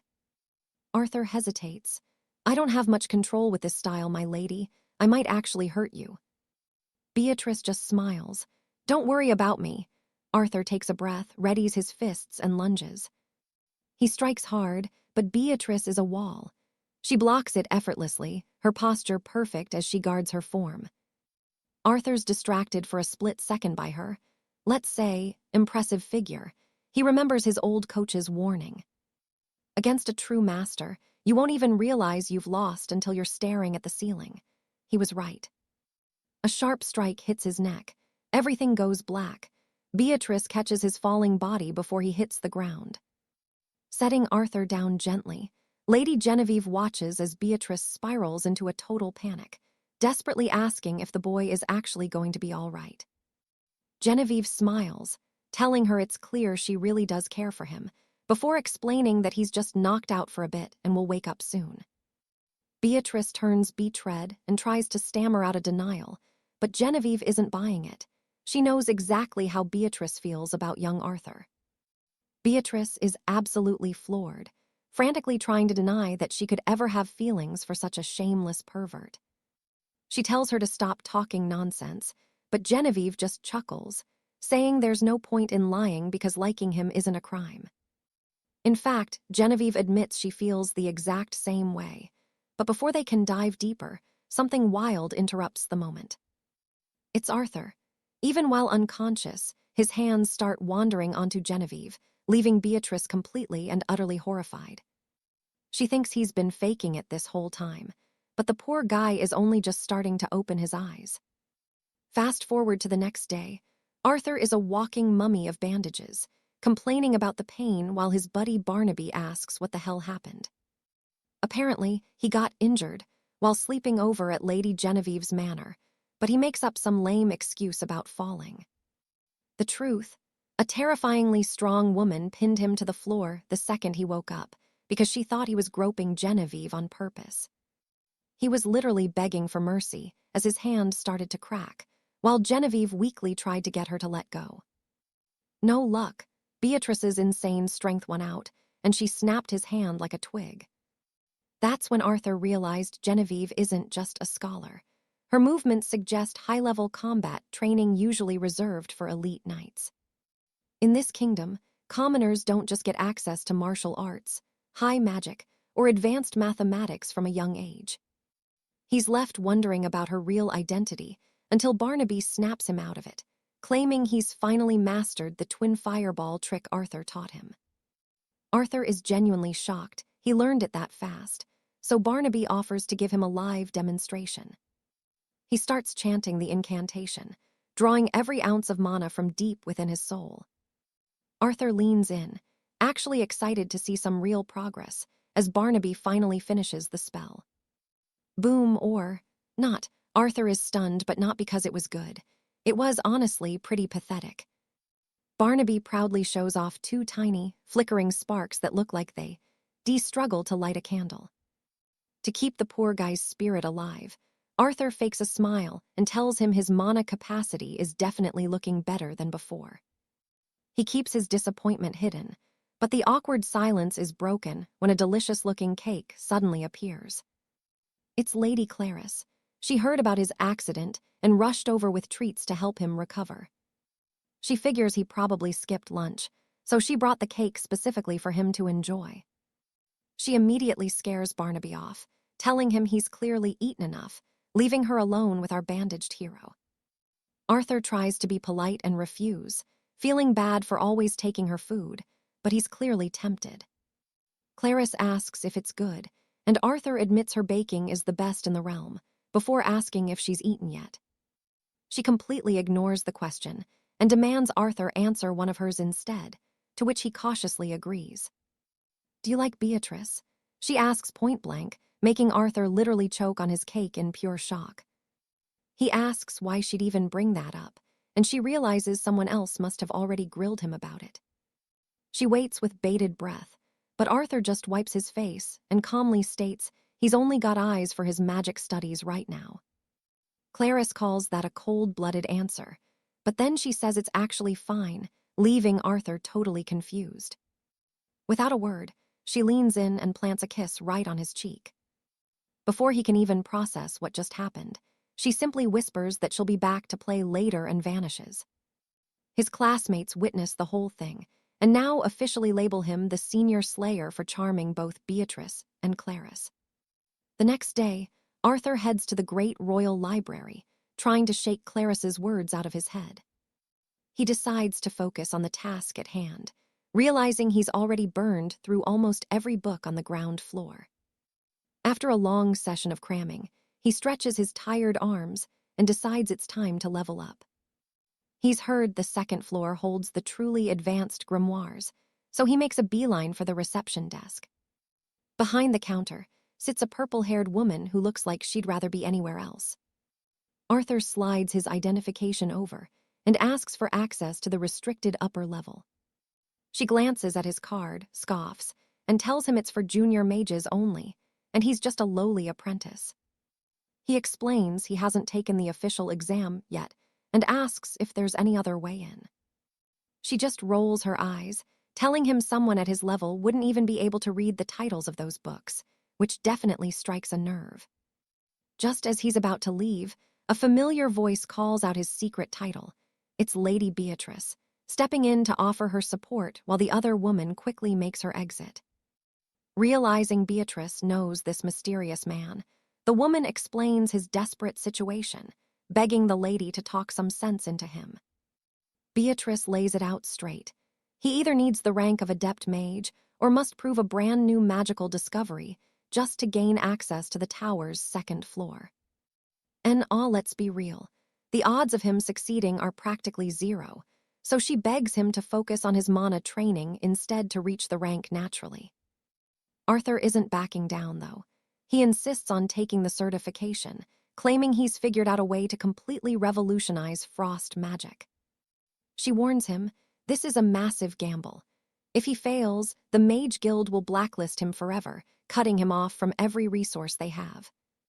Arthur just gives her a confident look, promising it'll be just fine, even though the risk to his future is absolute.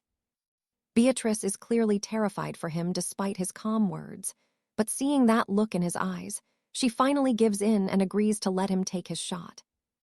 She leads him straight to the high-ranking examiners to make his case, and man, you should have seen their faces when they heard the plan. They're completely floored, a mere apprentice trying to rewrite the laws of frost magic. To them, it sounds like a bad joke.